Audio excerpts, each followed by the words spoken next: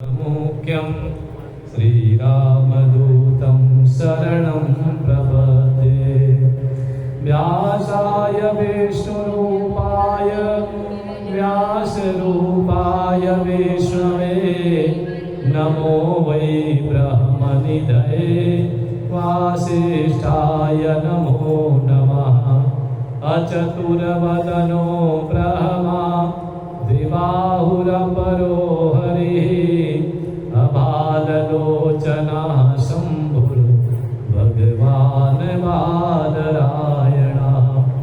जय जय श्री राधारमण जय जय नवल किशोर जय गोपी चितचोर प्रभु जय जय माखन चोर।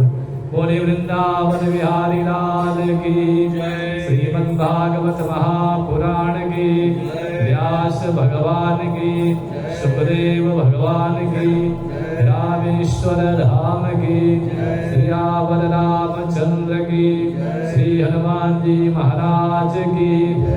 दो बार भगवान के नाम का मंगलमय की संकीर्तन करें, उसके बाद भगवान की कथा। गोविंद हरे गोपाल हरे गोविंद हरे गोपाल हरे गोविंद हरे गोपाल हरे गोविंद हरे गोपाल हरे। जय जय प्रभु दीन दयाल हरे जय जय प्रभु दीन दयाल हरे। जय जय प्रभु दीन दयाल हरे जय जय प्रभु दीन दयाल हरे। गोविंद हरे गोपाल हरे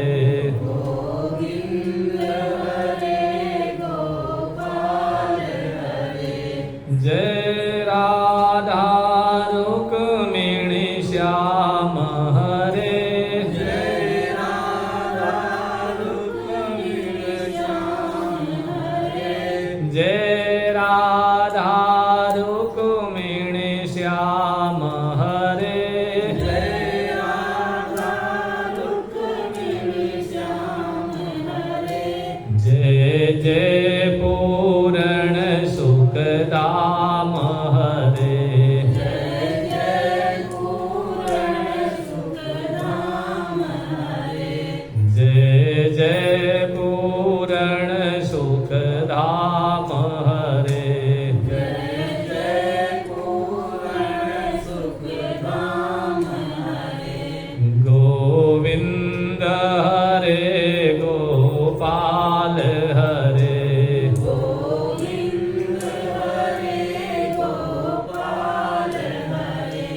गोविंद हरे गोपाल हरे गोविंद हरे गोपाल हरे। बोले वृंदावन बिहारी लाल की जय।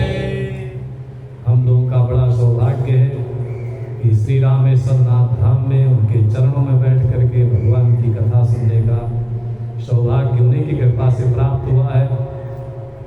और आज हम जहाँ से कथा को संपन्न किए थे वहाँ से आगे बढ़ते हैं। नारद जी अपनी माँ के परम धाम गमन के बाद में पीपल के वृक्ष के नीचे बैठ करके तपस्या करने लगे। अपनी साधना उन्होंने शुरू कर दी।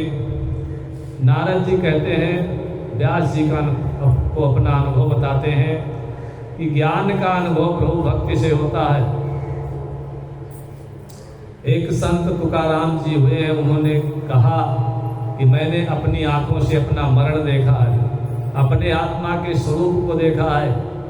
मन ईश्वर में लगा रहे और उन्हीं का स्मरण करते करते अगर शरीर छूट जाए तो मुक्ति अवश्य मिलती है। मन को बिना भगवान में लगाए किसी प्रकार से कल्याण होने वाला नहीं है। इसलिए मन को धीरे धीरे भगवान के चरणों में लगाने का प्रयास करने लगे। नारद जी कहते हैं कि जब तक मेरा अंत समय नहीं आया तब तक मेरा जप चलता रहा, क्योंकि जप की कभी पूर्णाहुति नहीं होती। जप तो जन्म जन्मांतर चलता ही रहता है।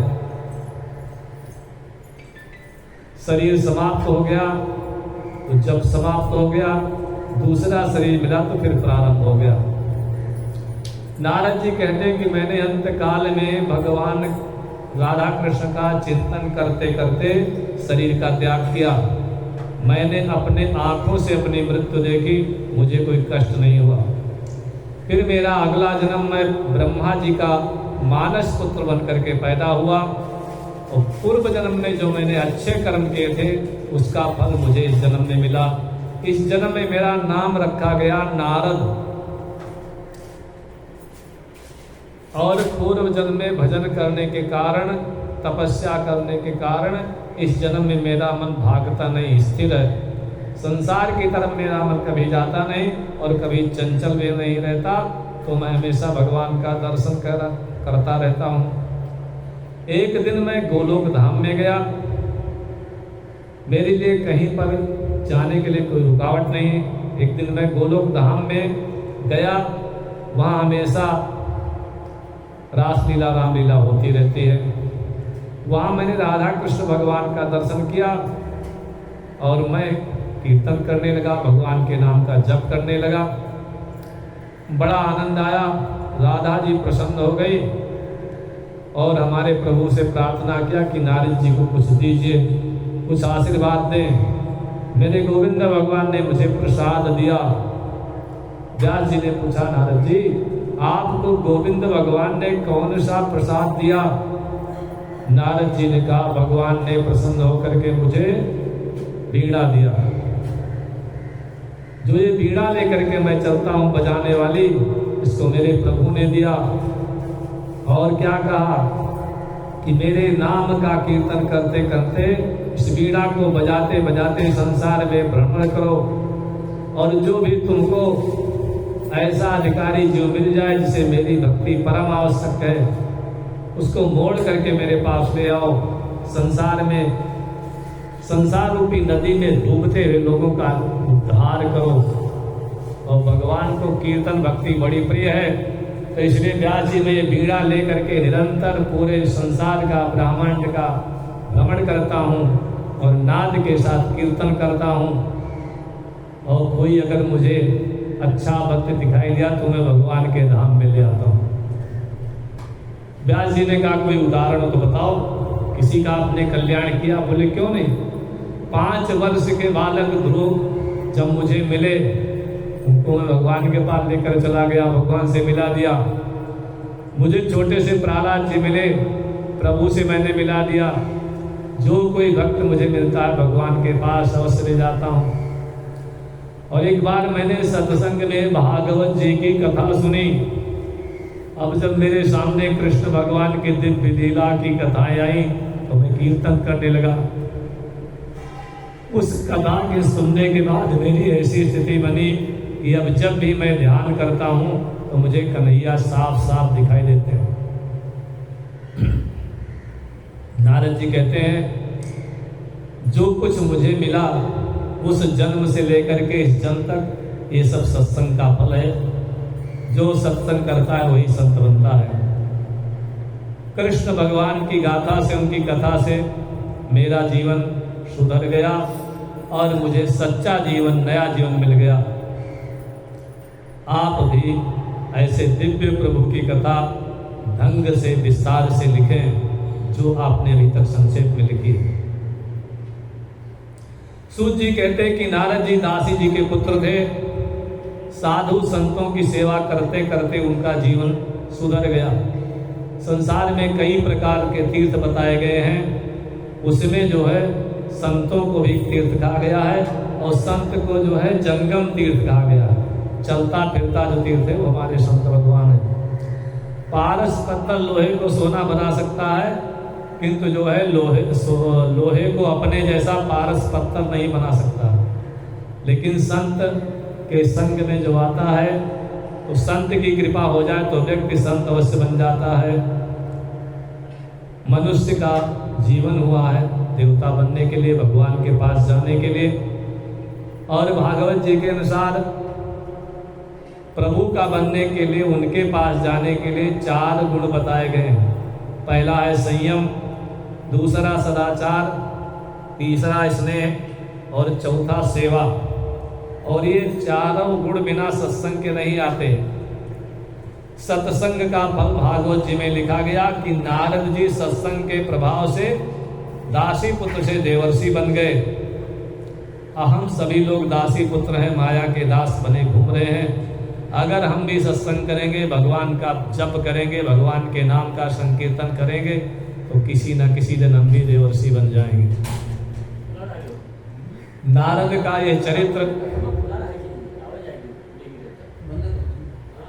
सत्संग और सेवा का फल बताने के लिए जो है प्रस्तुत किया गया है। क्योंकि हम सब ये जानते हैं कि बिना जप के जीवन सुधरेगा नहीं। जप से जीवन सुधरता है, दान से धन की शुद्धि होती है और ध्यान से मन की शुद्धि होती है और शरीर की शुद्धि स्नान से होती है। परोपकार करने से मन के अंदर जो मलिनता भरी है पूर्णता साफ होती है और जो कुछ बची रहती है वो ध्यान जप के प्रभाव से चली जाती है। अब सौनक जी पूछते हैं कि जप करने वाले की स्थिति कैसी होनी चाहिए, कैसे जप करें। चैतन्य महाप्रभु जी एक स्थान पर लिखते हैं, जप उसको कहा जाता है कि सहज सुमिरन होता है रोम रोम से राम। जब अपने शरीर के हर श्वास के साथ भगवान का नाम निकलने लगे तो भगवान गीता में कहते हैं यज्ञानाम जप यज्ञोस्मि। यज्ञों में जप यज्ञ हूँ। जप यज्ञ को बड़ा प्रधान यज्ञ माना गया है और ये भक्ति मार्ग का बड़ा श्रेष्ठ जो है एक स्तंभ है। एक स्वामी रामदास जी हुए हैं, बहुत अच्छे संत थे, ज्योतिष के मर्मज्ञ थे। उन्होंने कहा कि जब करते करते जन्म कुंडली के सारे ग्रह जो है सुधर करके अच्छे हो जाते हैं, बुरे ग्रहों का प्रभाव कम हो जाता है। 1 करोड़ मंत्र का जप किया जाए तो शरीर शुद्ध हो जाता है, यानी आरोग्यता प्राप्त हो जाती है। 2 करोड़ जप करने से द्रव्य का सुख मिलता है। द्रव्य का मतलब धन नहीं होता, धन भी द्रव्य है और धान्य भोजन सामग्री ये सब ये द्रव्य है। मतलब जितने प्रकार के द्रव्य हैं उनका सुख 2 करोड़ जप करने से प्राप्त हो जाता है। 3 करोड़ जप करने से पराक्रम सिद्ध हो जाता है, व्यक्ति पराक्रमी हो जाता है, मतलब उसकी यश कीर्ति संसार में फैल जाती है। 4 करोड़ जप करने से सुख की प्राप्ति होती है। 5 करोड़ जप करने से ज्ञान की प्राप्ति होती है और 6 करोड़ जप करने से जो अंदर के काम क्रोध मद लोभ अहंकार जो 6 रिपु हैं वो खंड रिपुओं का विनाश हो जाता है। 7 करोड़ जप करने से स्त्री को सौभाग्य सुख प्राप्त होता है। 7 करोड़ अगर जप करता है तो स्त्री को पति का सुख मिलता है और पुरुष को स्त्री का सुख मिलता है। 8 करोड़ जप करने से मृत्यु जो है सुधर जाती है, अंतिम समय अपना बढ़िया बन जाता है, अकाल मृत्यु टल जाती है और मृत्यु अच्छे स्थान पर अच्छे ढंग से होती है। 9 करोड़ जब पूरा हो जाए तो अपने इस देवता का दर्शन हो जाता है। जिस देवता का जप करते हैं उनका साक्षात्कार हो जाता है। और जब 10, 11, 12 करोड़ जब हो जाएं तो पूर्व जन्म में जितने संचित प्रारब्ध हैं और क्रियमान कर्म है, पाप साप हैं, पिछले जन्मों के भी सब जल करके भस्म हो जाते हैं। और 13 करोड़ जब पूरा हो जाता है तो भगवान के धाम में जाने का सौभाग्य प्राप्त होता है। नारद जी दास इससे कहते हैं कि महाराज ऐसी कथा कहो, ऐसी कथा कहो कि जिस कथा के सुनने से सुनने वालों का पाप जल जाए, उनका हृदय पिघल जाए। अब तक आपने बहुत सारी कथा कही, ज्ञान प्रधान कथा कही, लेकिन अब प्रेम प्रधान कथा, भक्ति प्रधान कथा कहो जिससे कि सबके हृदय में भगवान के प्रति भक्ति प्रकट हो जाए। नारद जी कहते हैं कि व्यास जी ऐसी कथा करो कि उस कथा को सुनने से भगवान के प्रति प्रेम पैदा हो जाए, संसार के विषयों से वैराग्य हो जाए तो उसको तो कथा कहते हैं। नारद जी का अभिप्राय है कि व्यास जी भगवान के प्रेम में लीन होकर के अगर आप कथा कहेंगे तो आपका विशेष कल्याण होगा और संसार की कल्याण होगा। व्यास जी ने कहा कोई ऐसी कथा आप बताओ तो कौन सी, किस ढंग से कहें, कैसे कहें। तब नारद जी ने जो 4 श्लोक बताए थे। अब 4 श्लोक में उतनी बड़ी कथा कैसे हो सकती है। नारद जी कहते तरीका मैं बताता हूँ, आप ज्ञानी हैं, आप अपने स्वरूप को तो भूले नहीं हैं, कितने बड़े आप तपस्वी हैं। आप समाधि में बैठ जाइए, आंख बंद करके प्रभु का ध्यान करें और जो दिखाई दे उसको लिखते जाइए। सूत जी कहते हैं संसार में जब तक नारद जी नहीं मिलते तब तक भगवान का दर्शन नहीं होता। संसार में आने के बाद हम लोग अपने स्वरूप को भूल जाते हैं और जब नारद जैसे कोई संत आते हैं तो भगवान का दर्शन हो जाता है। व्यास जी किताबें लिखते लिखते अपने स्वरूप को भूल गए, इतिहासकार हो गए, पुराण और सब विवेचना करते करते। आज नारद भगवान आए, वो बताए अब कुछ पढ़ने के लिए बाहर पढ़ने की आवश्यकता नहीं है, आंख बंद करके बैठो, अंदर से ही सब कुछ मिलेगा। व्यास जी के ज्ञान चक्षु अंतर्दृष्टि से खुल गए। आज व्यास जी प्राणायाम करके जो है आंख बंद करके समाधि लगा लेते हैं व्यास गुफा में। तो आज आंख बंद करने के बाद भगवान बाल कृष्ण के दर्शन से भगवान का बाल स्वरूप दिखाई देता है और इसके बाद भगवान की समस्त लीलाओं का व्यास जी ने दर्शन किया और तब श्रीमद् भागवत महापुराण की रचना करने के लिए व्यास जी प्रवृत्त हो गए। 18,000 श्लोक में उन्होंने जो है इस पुराण की रचना की, सुखदेव जी को पढ़ाया और महाराज परीक्षित के माध्यम से ये भागवत पुराण की कथा सुखदेव जी के द्वारा पूरे संसार में जो है प्रचार प्रसार किया गया। नैगुण्यस्तारमन्ते स्म गुणानुकथने हरे। बड़े बड़े ऋषि भी भगवान के अनंत कल्याण में गुणों के वर्णन में सदा लगे रहते हैं। ये भक्ति की महिमा है और भगवान के गुणों का वर्णन करते करते भगवान को प्राप्त कर लेते हैं। सूत जी कहते हैं कि ज्ञानी को अभिमान हो जाता है लेकिन भक्त को कभी अभिमान नहीं होता। भक्त के पास कुछ रहता है नहीं। ज्ञानी तो कहता मैंने इतनी किताबें पढ़ ली, इतने मैंने अध्ययन कर लिया, इतना मैंने लोगों को पढ़ा दिया, इतना सारा ज्ञान मेरे पास है जितना दूसरे के पास नहीं है। धीरे धीरे उसके मन में अहंकार आ जाता है, मैं बहुत बड़ा विद्वान हूँ। भक्त बेचारा तो भगवान का दास है, कभी बड़ा होता है नहीं, हमेशा छोटा रहता है। और भगवान हमेशा छोटे को मिलते हैं। भगवान को दीनानाथ कहा गया है, गरीब निवाज कहा गया है, उनको अमीर निवाज नहीं कहा गया। सूत जी कहते हैं भागवत की कथा का मतलब है कि जो कथा पाप दूर करे और भगवान के निकट ले जाए उसी को भागवत कथा कहते हैं। भगवान की कथा सुनो और भगवान का स्मरण करके अपने हृदय को इतना तरल बनाओ, भगवान के नाम का जप करो। एक दिन भगवान को उसके अंदर पधारना पड़े, प्रकट होना पड़े। कलियुग केवल नाम आधारा, सुमेरे सुमेरे नर उतरहि पारा। कलयुग में जप को जो है विशेष माना गया है। जप करने से, भगवान का स्मरण करने से कल्याण हो जाता है। जप करते करते जब इसमें आनंद आने लगेगा तो धीरे धीरे संसार से अपने आप वैराग्य होने लगेगा। संसार से दूरी बन रही, भीतर से समझ लो आपका जप ठीक से हो रहा है और संसार से चिपकते जा रहे हैं जप करते करते, समझ लो कहीं कोई कमी जरूर है, ठीक से नहीं। काल के मुख से छूटना है तो भगवान श्री कृष्ण की शरण में जाओ। सब कुछ भगवान के ऊपर जब छोड़ देंगे तो भगवान हमारी चिंता खुद करेंगे।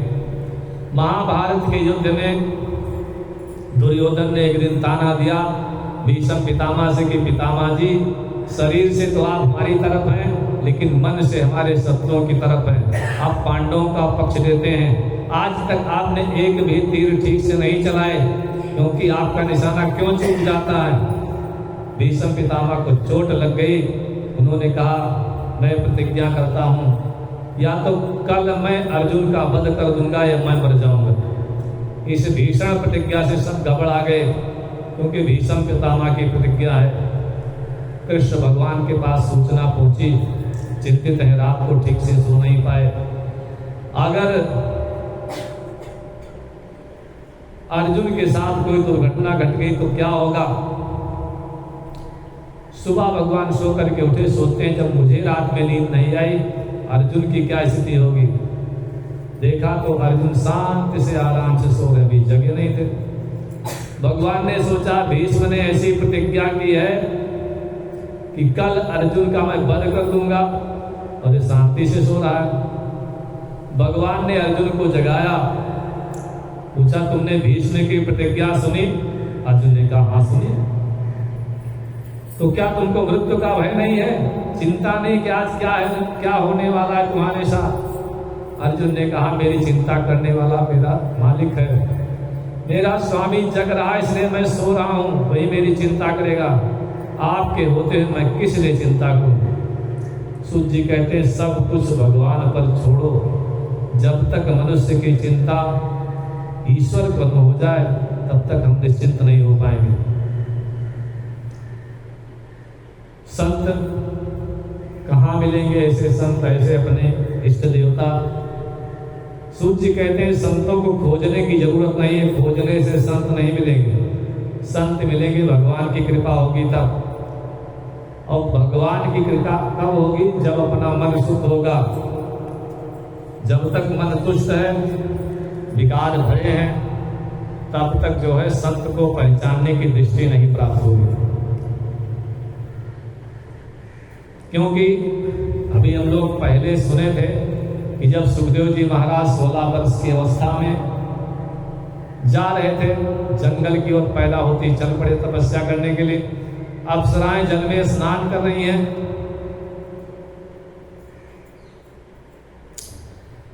व्यास जी बहुत पुराने ज्ञानी ध्यानी तपस्वी हैं। सुखदेव जी चले गए, और जब व्यास जी गए तो स्त्रियों ने जब वस्त्र धारण किए तो उन्होंने प्रश्न किया आपने ऐसा क्यों किया? अभी तो मेरा पुत्र गया था तब आपके अंदर संकोच नहीं था। तो उन्होंने कहा महाराज आप भले वृद्ध हैं, ज्ञान वृद्ध हैं, आयु वृद्ध हैं, लेकिन आपके अंदर अभी भेद भरा हुआ है। तो जब तक हमारे अंदर, सबके अंदर भेद भरा है तो भगवान कहाँ से मिलेंगे? इस भेद को समाप्त करने का प्रयास करना चाहिए। ये बहुत धीरे धीरे सही होने वाली प्रक्रिया है। कहने सुनने समझने से कुछ होने वाला नहीं है। तो जब करते करते जब भगवान की कृपा हो जाएगी तो अपने आप हम लोग सही हो जाएंगे।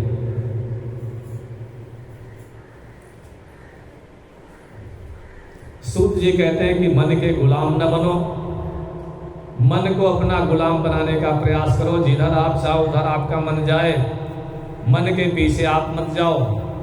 महाराज परीक्षित ने जो अपने मन को सुधारा, श्राप हो गया। राजा थे, चाहते तो सैनिकों को आदेश देते थे कि बाबा को पकड़ के लाओ, फांसी चढ़ाओ। कुछ भी उल्टा सुल्टा कर सकते थे, भारतवर्ष के सम्राट थे। लेकिन उन्होंने कहा गलती मुझसे हुई, मेरा मन अगर प्यास से व्याकुल न हुआ होता तो मैं ऐसी गलत हरकत न करता। ये मेरी गलती का मुझे दंड मिला है, मेरी त्रुटि का जो है दंड है। और मरने के लिए बिल्कुल तैयार होकर के गंगा जी के किनारे जाकर के बैठ गए। तक्षक आवे तो उसको कोई रोक टोक ना हो, आराम से निपटा के चला जाए। उस तपस्वी का श्राप जो है सरलता से सिद्ध हो जाए। तो जब छोड़ करके मन को मोड़ करके गंगा जी के किनारे चले गए तो वहां सुखदेव जी महाराज आ गए। सूत जी कहते हैं सब कुछ छोड़ने की जरूरत नहीं है। सब कुछ छोड़ेंगे तो बहुत कष्ट होगा। मान लीजिए हमने कपड़े कम कर दिए, मान लीजिए हमने भोजन कम कर दिया तो मन में दुख रहता, आधा पेट खाते हैं, आधा भूख लगी रहती है। बच्चों को छोड़ दिया तो बाहर छोड़ दिया, अंदर से बड़ा कष्ट होता है। 1 घंटे बच्चे के पास बैठते, उसको कष्ट है, उसका हाल चाल पूछे, फोन पर बात करते, अब 10 दिन हो गया हम बच्चे से मिले नहीं, 1 महीने से यहाँ 5-7 दिन से यहाँ रामेश्वरम धाम में हैं, बच्चों का समाचार नहीं मिला। तो सूत जी कहते हैं कुछ छोड़ने की जरूरत नहीं है, छोड़ो कुछ ना, सब अपने आप छूटेगा। आप भगवान की तरफ जुड़ो, अपना कनेक्शन वहाँ से जोड़ो, बाकी तरह से बाकी जगह से अपने आप डिस्कनेक्ट हो जाओगे। क्योंकि संसार में कुछ भी गड़बड़ नहीं है, गड़बड़ केवल हमारा मन है। अपना मन जिस दिन सही हो जाएगा सब अच्छा अच्छा दिखाई देगा। गलत चश्मा हमने लगाया है तो गलत दिखाई देता है। एक बार एक इसमें दृष्टांत आता है कि एक स्वामी समर्थ रामदास जी हुए हैं इसी दक्षिण भारत में। राम जी के बड़े भक्त थे और राम कथा बड़ी सुंदर कहते थे। और हनुमान जी का नियम है कि वो कथा सुनने के लिए जरूर जाते हैं, किसी न किसी वेश में वो वेश बदल करके जाते हैं, भगवान की कथा सुनते हैं। एक दिन रामदास जी महाराज, बहुत सारे लोग बैठे थे, भीड़ थी, कथा कह रहे थे, तो वहाँ रामदास जी ने वो लंका दहन की कथा कही। अशोक वाटिका का प्रसंग आ गया। तो रामदास जी ने कहा, जब हनुमान जी अशोक वाटिका में पहुँचे, अशोक वाटिका में जब हनुमान जी पहुँचे तो वहाँ सब सफ़ेद सफ़ेद फूल पूरी अशोक वाटिका में खुले हुए थे। और हनुमान जी वहाँ बैठे कथा सुन रहे थे। हनुमान जी से रहा नहीं गया, बोले महाराज वो किताब थोड़ा ठीक से देखो, वहाँ सफ़ेद फूल नहीं थे। रामदास जी ने कहा, मैंने कई बार पढ़ा है, अशोक वाटिका में सफ़ेद सफ़ेद फूल खिले थे। हनुमान जी उठ के खड़े हुए, नहीं, गलत है। रामदास जी ने कहा, सही और गलत का निर्णय ना हम कर पाएंगे ना आप, सही गलत का निर्णय तो राम जी करेंगे। तो दोनों लोग राम जी के दरबार में पहुंचे। राम जी ने पूछा, क्या बात है? तो हनुमान जी ने कहा कि ये महाशय कथा कह रहे थे और ये झूठ झूठ कथा कह रहे हैं। बोले क्यों? बोले ये कह रहे हैं कि अशोक वाटिका में सफ़ेद सफ़ेद फूल खिले थे। अब आप बताओ सही क्या है गलत क्या है? राम जी ने कहा, बात तो ठीक है, सफ़ेद फूल खिले थे। हनुमान जी से नहीं रहा गया परिचय। बोले अशोक वाटिका तुम गए थे या गए थे? दोनों में से कौन गया था? भगवान ने कहा अशोक वाटिका में तो हनुमान जी के, तो बोले मैं गया था, मैंने देखा था वहाँ सब लाल लाल फूल खिले थे। और आप लोग सफ़ेद सफ़ेद क्यों बता रहे हैं? सब लोग झूठ क्यों बोल रहे हैं? राम जी ने कहा, मैं बताता हूँ, सारे फूल वहाँ सफ़ेद सफ़ेद खिले थे, लेकिन तुम पूरी रात लंका में घूमते रहे थे, रात भर के जगह थे, तुम्हारी आंखें लाल लाल थी, तुमको लाल लाल दिखाई दे रहा था। सूत जी कहते हैं कि जैसी चश्मा हम लगाएंगे, जिस प्रकार का ऐनक लगाएंगे, जिस कलर का, उसे कलर की दुनिया दिखाई देगी। तो अपना मन अगर हम अच्छा कर लेंगे, मन को सुधार लेंगे, मन को भगवान की तरफ लगाएंगे तो कल्याण हो जाएगा। राजा परीक्षित जी ने जब सुना कि 7वें दिन मैं मरने वाला हूँ, तो उसी दिन उन्होंने अपने राजपाट, जितना खाने पीने की अच्छी सी सामग्री थी, बढ़िया बढ़िया कपड़े थे, राजा बहुत अच्छे ढंग से रहते हैं, अच्छी सैया पर सोते थे, सब सुनते ही सब बंद कर दिए। एक बटन दबाया, सब स्विच ऑफ, तुरंत वैराग्य धारण कर लिया, साधारण वस्त्र पहन करके गंगा जी के ऊपर चल पड़े। एक दिन में वैराग्य हुआ, साल का वर्षों का अभ्यास नहीं किया, क्योंकि उनको मरने का जैसे डर लगा तो जीवन सुधर गया। इसी तरह से हम भी कोई डर रखना सीखें, भगवान का डर सीखें, अच्छे कर्मों का डर सीखें, तो हमारा भी सुधर जाएगा। नारद जी व्यास जी को समझा रहे हैं कि इस प्रकार से भगवान की बड़ी सुंदर कथा आप लिखें, जिससे पूरे संसार का कल्याण हो। सूत जी कहते हैं कि इस तरह से नारद जी के उपदेश को मान करके व्यास जी ने 18,000 श्लोकों का ये भागवत ग्रंथ बनाया। अब व्यास जी को भागवत लिखने के बाद लगा कि मेरा कार्य तो संपन्न हो गया। जो इस भागवत ग्रंथ का आश्रय लेगा उसको कलयुग जो है पीड़ा नहीं कर सकेगा। लेकिन एक दिन चिंता होती है कि ग्रंथ तो मैंने बना दिया, इसका प्रचार प्रसार कौन करेगा? इसमें तो मैंने सब कुछ भर दिया है, इसको खोल करके बताएगा कौन? प्रचार कौन करेगा? जो संसार के साथ प्रेम करता है इस भागवत ग्रंथ का प्रचार नहीं कर पाएगा। आप सोचते हैं क्या किया जाए? भागवत तो परमहंसों की संहिता है, बड़े अदभ्य ग्रंथ है। ऐसा व्यक्ति मिले जो माया के चक्कर में न हो, वही इसका प्रचार प्रसार कर सकता है। सोचते सोचते लगा कि मेरे लड़के से अच्छा तो कोई हो ही नहीं सकता, क्योंकि सुखदेव जी जब तपस्या कर रहे थे तो रंभा नाम की अप्सरा गई थी, वो भी हार करके चली है। रंभा ने बहुत सारे प्रलोभन सुखदेव जी को दिए थे कि जो है बढ़िया विवाह कर लीजिए, अच्छे मकान में रहिए, संसार में जीवन मिला है तो सुख का भोग करें, शरीर को सुखाने से क्या फायदा। लेकिन सुखदेव ने कहा, जिसने जन्म लेकर के भगवान का भजन नहीं किया, ईश्वर के चरणों में बैठने का अभ्यास नहीं किया, तपस्या नहीं की, तो वृथा गतम तस्य नरस्य जीवनम, उसका जीवन बेकार है। जीवन सार्थक किसका है कि नारायण पंकजलोचन प्रभु केयूरहारं परिशोभमानः भक्त्यायुतो येन सुपूजितो नहि गतं वृथा गतं तस्य नरस्य जीवनम्। ऐसे परमात्मा जिनके नील कमल के समान सुंदर सुंदर नेत्र हैं, जिनके अंगों पर यथास्थान केयूर हार इत्यादि अलंकार आभूषण शोभित हो रहे हैं,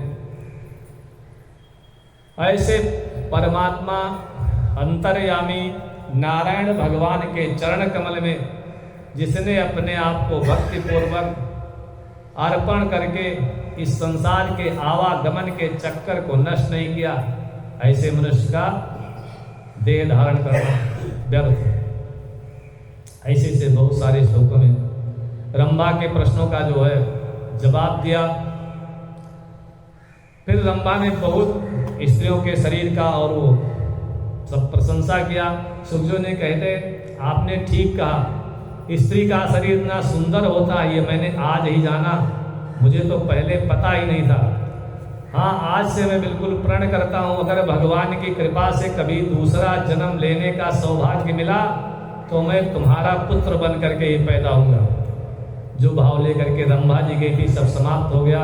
रंभा जी अपने लोक को चली गई। इसको एक ग्रंथ आता है रंभा सुख संवाद, उसमें बहुत विस्तार से इसका वर्णन किया गया है। ऐसे सुखदेव जी महाराज हिमालय की कंदराओं में तपस्या कर रहे हैं।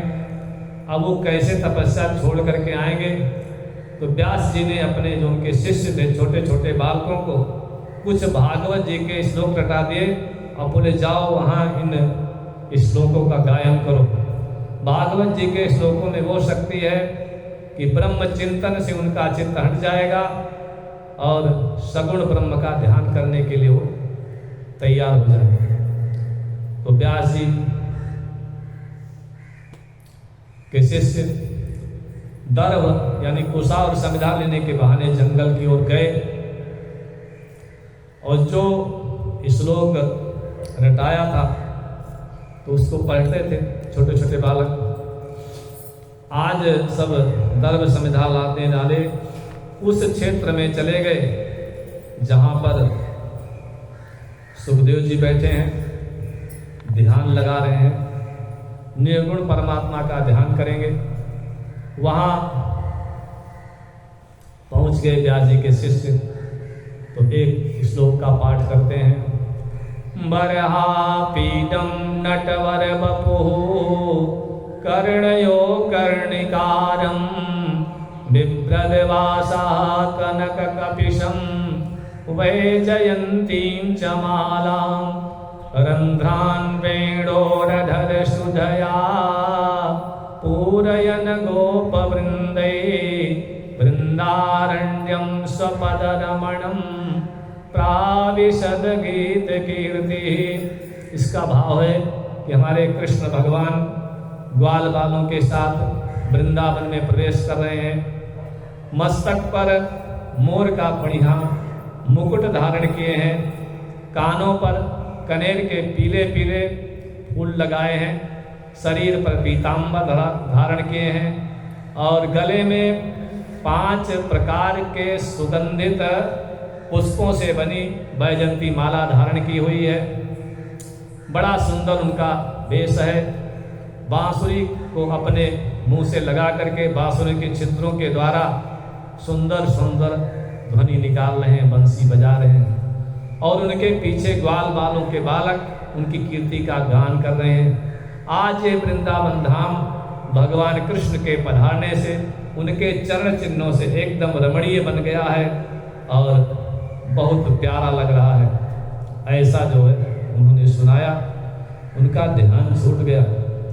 सोचते हैं ये कौन है, तो आँख खोल करके देखा तो कुछ मिला नहीं, कोई था नहीं, श्लोक पूरा हो गया था। बोले कुछ नहीं, ये सब फर्जी काम है। वो तो बहुत पुरानी बात हुई, कभी वो पैदा हुआ होगा, कभी गोपियों के साथ खेला होगा, माखन मिश्री खाया होगा, इस जमाने में कहाँ आने वाला है। मैं निराकार ब्रह्म का चिंतन करने वाला, इस चक्कर में नहीं फंसूंगा। फिर से आंख बंद कर लिया और ध्यान करने लगे। व्यास जी के शिष्यों ने दूसरा श्लोक शुरू किया। अहो बकीयं स्तन कालकूटं जिघांसया पाययदप्यसाध्वी लेवे गतिं धातृचितां ततोऽन्यं कं वा दयालुं शरणं व्रजेम। भाव है कि दुष्ट पूतना ने अपने स्तन में विष लगा करके भगवान को मारने की इच्छा से उनको दुग्धपान कराया था।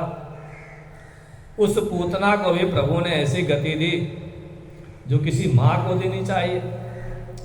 यशोदा मैया को बहुत दिन के बाद जो गति मिलनी है, जो कल्याण उनका होना है, वो पूतना का भगवान ने अभी अभी कर दिया, जबकि वो विष लगा करके गई थी। ऐसे भगवान कृष्ण के सिवाय संसार में दूसरा कौन दयालु है। कम वा दयालुम शरणम व्रजेम, जिनकी चरण शरण ग्रहण कर सके। आदि श्लोक को सुना और आँख खुल गई।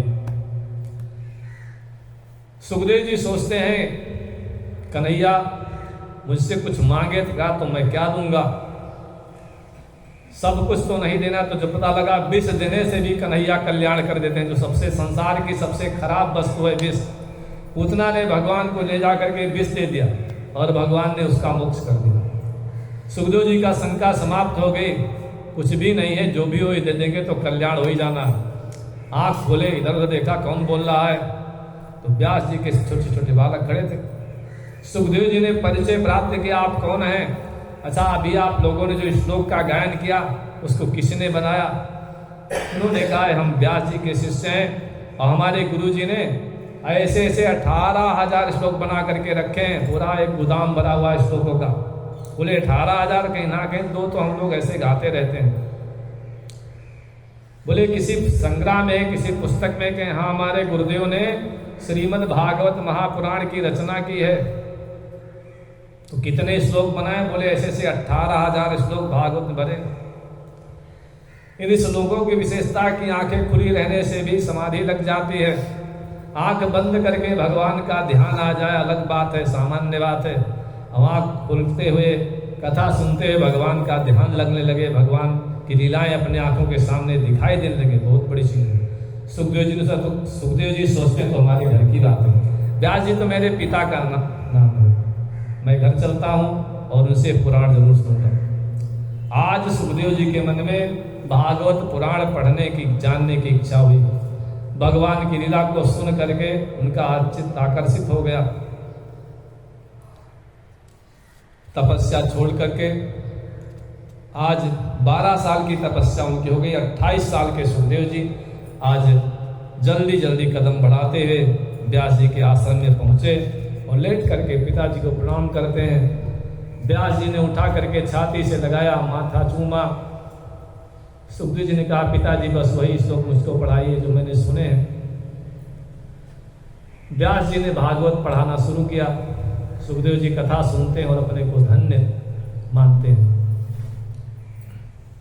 पूरा भागवत पुराण का अध्ययन करवा दिया, फिर भी चिंता करते हैं कि इसका प्रचार कैसे होगा, क्योंकि सुखदेव जी महाराज तो आत्मकाम पुरुष हैं, अपना कल्याण चाहते हैं, संसार का कल्याण थोड़े चाहते हैं। सूत जी कहते हैं सौनक जी आश्चर्य मत करो, भगवान के गुण ऐसे मधुर हैं कि सबको अपनी तरफ खींच लेते हैं। आज सुखदेव जी का अगर खींच गया तो क्या बड़ी बात।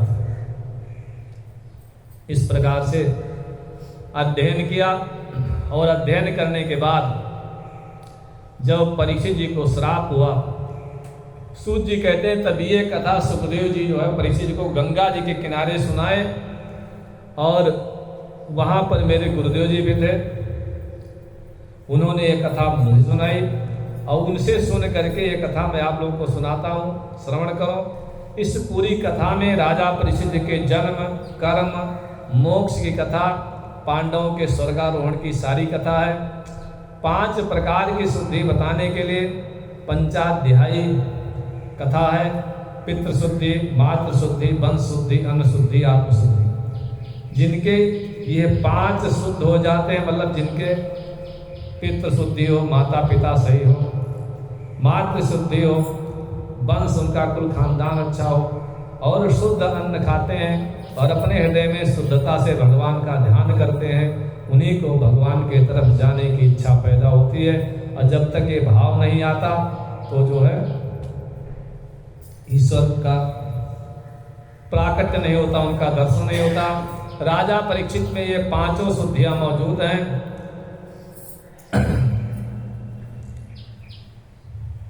इसलिए इस प्रकार से बताने के बाद फिर आगे कथा के लिए चलते हैं। व्यास जी कहते, सुखदेव जी, सूत जी कहते हैं कि एक समय की बात है जब कौरवों पांडवों का युद्ध समाप्त हो गया, सब मारे गए, दुर्योधन की कमर टूट गई लेकिन उसकी मौत नहीं हुई। तो उसको वरदान था कि जब खुशी और दुख दोनों का समाचार एक साथ मिलेगा तभी उसकी मृत्यु होगी। युद्ध में जो है अर्जुन ने ऐसा बाण चलाया था कि अश्वत्थामा लाखों किलोमीटर दूर जा करके गिरा था। जब तक अश्वत्थामा लौट करके आया तो वहां युद्ध समाप्त हो गया है, पांडवों को विजय प्राप्त हो गई है, कौरव सब मारे गए हैं, दुर्योधन रणभूमि में घायल पड़ा हुआ है। अश्वत्थामा पहुंचा, उसने हालचाल किया तो दुर्योधन ने बताया कि पांडवों ने मेरी ये दशा की है। अश्वत्थामा ने कहा मित्र चिंता मत करो, 5 पांडवों को मैं आज ही रात मार करके तुम्हारा दुख दूर करूंगा।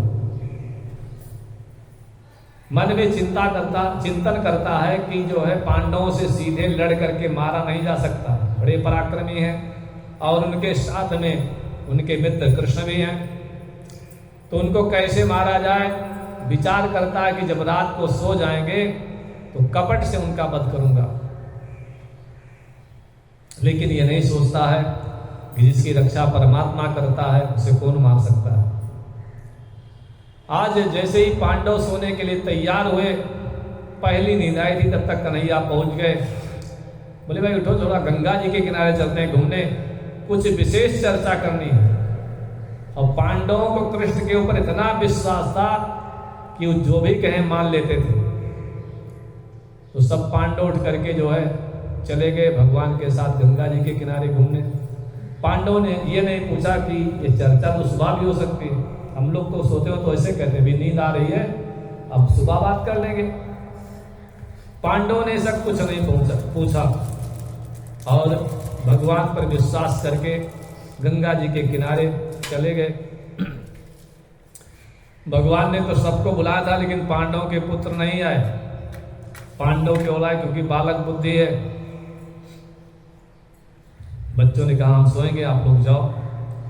रात को अश्वत्थामा आया और 5 पुत्रों को मार करके चला गया, सर काट ले गया सबका, लेकर के गया, उनको दिखाया दुर्योधन को। दुर्योधन बड़ा प्रसन्न हुआ, उसने कहा भीष्म का सिर मेरे हाथ में दो तो मैं इसका तोड़ करके अपने मन को प्रसन्न करता हूं। तो भीष्म जो सबसे बड़ा सिर था भीम का सर दिया, जैसे दबाया वो फूट गया। उसने कहा अरे मूर्ख, ये तो भीम के बेटे का सिर लग रहा है, भीम का सिर नहीं। तुमने तो मेरे आगे की जो पीढ़ियां थी पूरे कुल खानदान को मैंने नाश कर डाला। बहुत दुखी हुआ और उसी समय उसकी मृत्यु हो गई। इधर जब पता लगा कि 5 बालक मारे गए हैं। मारे द्रौपदी जोर जोर से रोने लगी, आंसू झरझर झरझर गिर रहे हैं। लेकिन आज मेरे गोविंद भगवान कुछ बोलते नहीं, अपनी बहन को आज ढाढ़स नहीं बनाते, समझाते नहीं है। हमेशा द्रौपदी का आंसू पोंछने के लिए, उसका कष्ट दूर करने के लिए नंगे पांव चले आए द्वारिका से दौड़ते हुए। लेकिन आज जो है भगवान द्रौपदी की कोई मदद नहीं करते हैं। द्रौपदी रो रही है। भगवान सोचते हैं कि अब तो पांडव पूरे पृथ्वी के राजा हैं, खूब धन है, खूब सेना है और सब कुछ इनके पास है। अगर आज पांडव सुखी हो गए तो घमंड आ जाएगा। तो भगवान जी आज निष्ठुर है, कोई समस्या का समाधान नहीं करते हैं। अर्जुन ने प्रतिज्ञा कर ली कि मैं द्रौपदी से कहा कि मैं जिस दुष्ट ने मेरे बच्चों को मारा है आज मैं उसका सिर काट करके लाऊंगा। और द्रौपदी ने कहा मैं उसके खून से अपने बालों को सींचूंगी। अर्जुन अश्वत्थामा के पीछे पीछे दौड़ पड़े, बाण लेकर के मारने की प्रतिज्ञा कर ली है। लेकिन हिम्मत नहीं पड़ रही कि अश्वत्थामा को मारे। गुरु जी का पुत्र है, गुरु भाई है, कैसे मारे। सोचते हैं द्रौपदी से पूछ करके मारेंगे। रस्सी में बांध करके उसको ले आए, आंगन में पहुंचा दिया जहां द्रौपदी रो रही है। जैसे द्रौपदी की निगाह पड़े, गुरु जी का पुत्र है, बंधन में बंधा हुआ है, सिर नीचे लटकाए हुए है, हमेशा की तरह दौड़ करके गुरु जी के पुत्र को प्रणाम करती हैं और कहती हैं कि मेरे आंगन में किसी ब्राह्मण का अपमान नहीं होना चाहिए। जिसने 5 बच्चों की हत्या कर दी उसको प्रणाम करना बहुत बड़ी बात है। लेकिन 5 को मारने वाला ब्राह्मण, इसलिए द्रौपदी ने प्रणाम किया। हमारे सामने कोई अगर आ जाए जो हमारा थोड़ा सा निहेत क्यों, तो हम लोग को उससे बातें नहीं करेंगे, कुछ न कुछ जली कटी सुना देंगे। सूत जी कहते हैं कि भागवत की कथा को सुन करके अपने जीवन को सुधारो। बैर समाप्त करने के लिए प्रेम सीखना चाहिए। सच्चा वैष्णव वही है जो बैर का बदला प्रेम से ले। कृष्ण भगवान चुपचाप खड़े हैं, लेकिन कहते हैं कि द्रौपदी, सब लोग तुम्हारी प्रशंसा करते हैं, बहुत कम प्रशंसा है। तुम तो बैर के बजाय आज जो है अपने शत्रु के साथ जो है प्रेम से बात कर रहे हो, उसको प्रणाम कर रहे हो। द्रौपदी ने कहा गोविंद कुछ नहीं, इनको छोड़ दो, भले इन्होंने कुछ गलत किया है लेकिन मेरे गुरु जी के पुत्र हैं। अर्जुन से कहते कि जो विद्या द्रोणाचार्य जी ने अपने पुत्र को नहीं सिखाई वो आपको सिखाई, क्या आप सब भूल गए? ब्राह्मण जो है परमात्मा का स्वरूप है। गाय चाहे लूली हो, लंगड़ी हो, बांझ हो, तो गाय ही रहेगी।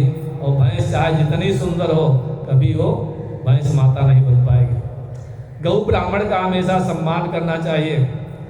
द्रौपदी ने कहा कुछ नहीं, हमारे गुरु जी का पुत्र, इसको मारना नहीं है। अब अर्जुन की प्रतिज्ञा है, दंड देना चाहिए। भगवान से पूछते हैं क्या करें। आतताई को छोड़ना नहीं चाहिए, ब्राह्मण को मारना नहीं चाहिए। अब मैं क्या करूं, मेरी प्रतिज्ञा का क्या होगा? द्रौपदी कहती कुछ नहीं, इसको मारना नहीं है। अरे मेरे तो पति है, 5 पति है, फिर बच्चे हो जाएंगे। इसकी माता बेचारी तो इसके एक ही पुत्र है, विधवा है, पुत्र का मुंह देख करके जीती है। अगर ये भी मर गया तो जीते जी मर जाएगी। और जब मेरी गुरु माता रोने लगेगी तो मैं देख नहीं पाऊंगी। हमें किसी का आशीर्वाद मिले चाहे ना मिले, लेकिन किसी का श्राप नहीं लेना चाहिए। संसार में किसी को रुलाने का प्रयास नहीं करना चाहिए। समझाया बुझाया, अर्जुन बेचारे सोचने पड़े हैं प्रतिज्ञा का क्या होगा। इसको ऐसे छोड़ देंगे फिर पता नहीं क्या करे। अर्जुन ने, कृष्ण भगवान ने समाधान किया, चिंता न करो, जो कह रही वो ठीक है, उसके मन में दया है। भीमसेन बोल पड़े, शास्त्र कहते हैं कि आतताई को मारने में कोई पाप नहीं है, दुष्ट को जो है मारना चाहिए। सठे साठ्यम समाचरे, जान के बदले जान लेने का सिद्धांत है। इसलिए धर्म के द्वारा अश्वत्थामा को मारने में कोई पाप नहीं। कृष्ण ने कहा भीम तुम एकदम सही कह रहे हो, लेकिन शास्त्र कहते हैं कि ब्राह्मण का वध कैसे करना चाहिए। ब्राह्मण का अगर अपमान कर दिया जाए उसकी मृत्यु के बराबर है, इसलिए इसको शरीर से मारने के रूप में उसको अपमान करके बाहर निकालो। तो कैसे अपमान होगा? उसके मस्तक पर एक मणि थी बचपन से ही, जन्म से, जो जन्म सिद्ध मणि, उसको निकाल लो, उसका अपमान हो जाएगा। मणि निकालते ही अश्वत्थामा तेजहीन हो गए। भीम ने सोचा अब मारने के लिए बाकी क्या बचा। तो उधर अश्वत्थामा सोच रहा है इससे अगर मेरी जान ही लेते मर जाता तो ठीक रहता, संसार में अपना काला मुंह तो नहीं दिखाता। अश्वत्थामा वहां से चला, मन में सोचता हुआ जा रहा है इस अपमान का बदला मैं अवश्य लूंगा और अपना बल पराक्रम दिखाऊंगा। दिव्य दृष्टि देखा, तपस्वी था, दिव्य दृष्टि देखा, पता लगा अभिमन्यु की पत्नी के उत्तरा के पेट में कुछ बालक है, वही आगे चल के पांडवों का अधिकारी बनेगा। अगर उसको मार दिया जाए तो पूरे पांडव कुल वंश का ही नाश हो जाएगा। जंगल में जाता है, मंत्र से ब्रह्मास्त्र को प्रकट करता है और छोड़ दिया। उत्तरा के गर्भ को समाप्त करने के लिए उत्तरा व्याकुल हो गई, रोने लगी, भगवान के नाम का स्मरण करने लगी। ब्रह्मास्त्र उसके शरीर के जलाने लगा। दौड़ती हुई बेचारी कृष्ण के पास गई, रक्षा करो, हमारे पेट में बहुत तेज से जलन हो रही है, कोई जलती हुई वस्तु हमारे पेट में प्रवेश कर गई है, मेरे बालक को बचाओ। हमारे गोविंद भगवान छोटा रूप बना करके उत्तरा के गर्भ में चले जाते हैं। वहां बालक लगभग मर गया था, भगवान ने उसको जीवित कर दिया। वो बालक जीवित हुआ तो देखता है कि चक्र लेकर के गोल गोल हमारे चारों तरफ घूम रहा है। ब्रह्मास्त्र को निष्फल करने के बाद भगवान निकल आए बाहर। ब्रह्मास्त्र वापस चला गया। परीक्षित जी को जो है मां के गर्भ में ही भगवान का दर्शन हुआ। कहते इसलिए जब परीक्षित जी का जन्म हुआ तो पैदा होने के बाद वो परिता इक्षिता, मतलब अपने चारों तरफ देखते रहते थे कि वो चार भुजाओं वाला किधर गया, जो हमको अंदर दिखाई दे बाहर कहाँ मिलेगा। इसीलिए उनका नाम रखा गया था परीक्षित। उनका एक दूसरा नाम भी रखा गया था, उसका नाम था देवराज। आज भगवान ने सुदर्शन चक्र के द्वारा ब्रह्मास्त्र का निवारण किया, पांडवों का दुख दूर किया। अब वो द्वारिका जाने के लिए तैयार हो गए। विदाई लेते हैं सबसे, अपनी बुआ कुंती के पास पहुंचते हैं, प्रणाम करते हैं। बुआ मैं अपने घर को जा रहा हूं, विदाई दें। कुंती का दिल भर आता है। उनके मन में प्रारंभ से ये भाव था कि हमेशा भगवान को देखती रहे, मेरे प्रभु मुझसे दूर न जाएं। कहते हैं जब भगवान चलने लगे, जिस रास्ते से भगवान का रथ जाने वाला था, बीच रास्ते में जाकर के कुंती खड़ी हो गई, हाथ जोड़ करके।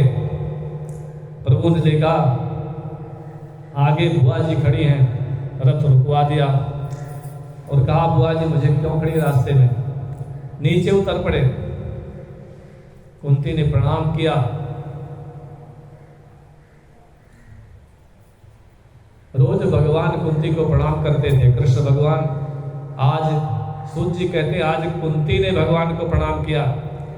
प्रभु कहते हैं क्या अन्याय कर रही बुआ जी, मैं तो तुम्हारा भतीजा हूं, मुझे प्रणाम करो, ये मर्यादा के विरुद्ध है, शोभा नहीं देता। कुंती ने कहा तुम ठीक कहते हो, तो आज तक मैंने आपको अपना भतीजा ही माना, लेकिन आज जब आप जाने लगे तो मेरे समझ में आया कि आप ईश्वर हैं, आपका ही सारे संत महात्मा योगी जन ध्यान करते हैं, आप सबके पिता हैं, आप सामान्य व्यक्ति नहीं हैं। नमः पंकजनाभाय नमः पंकजमालिने नमः पंकजनेत्राय नमस्ते पंकजांघ्रे।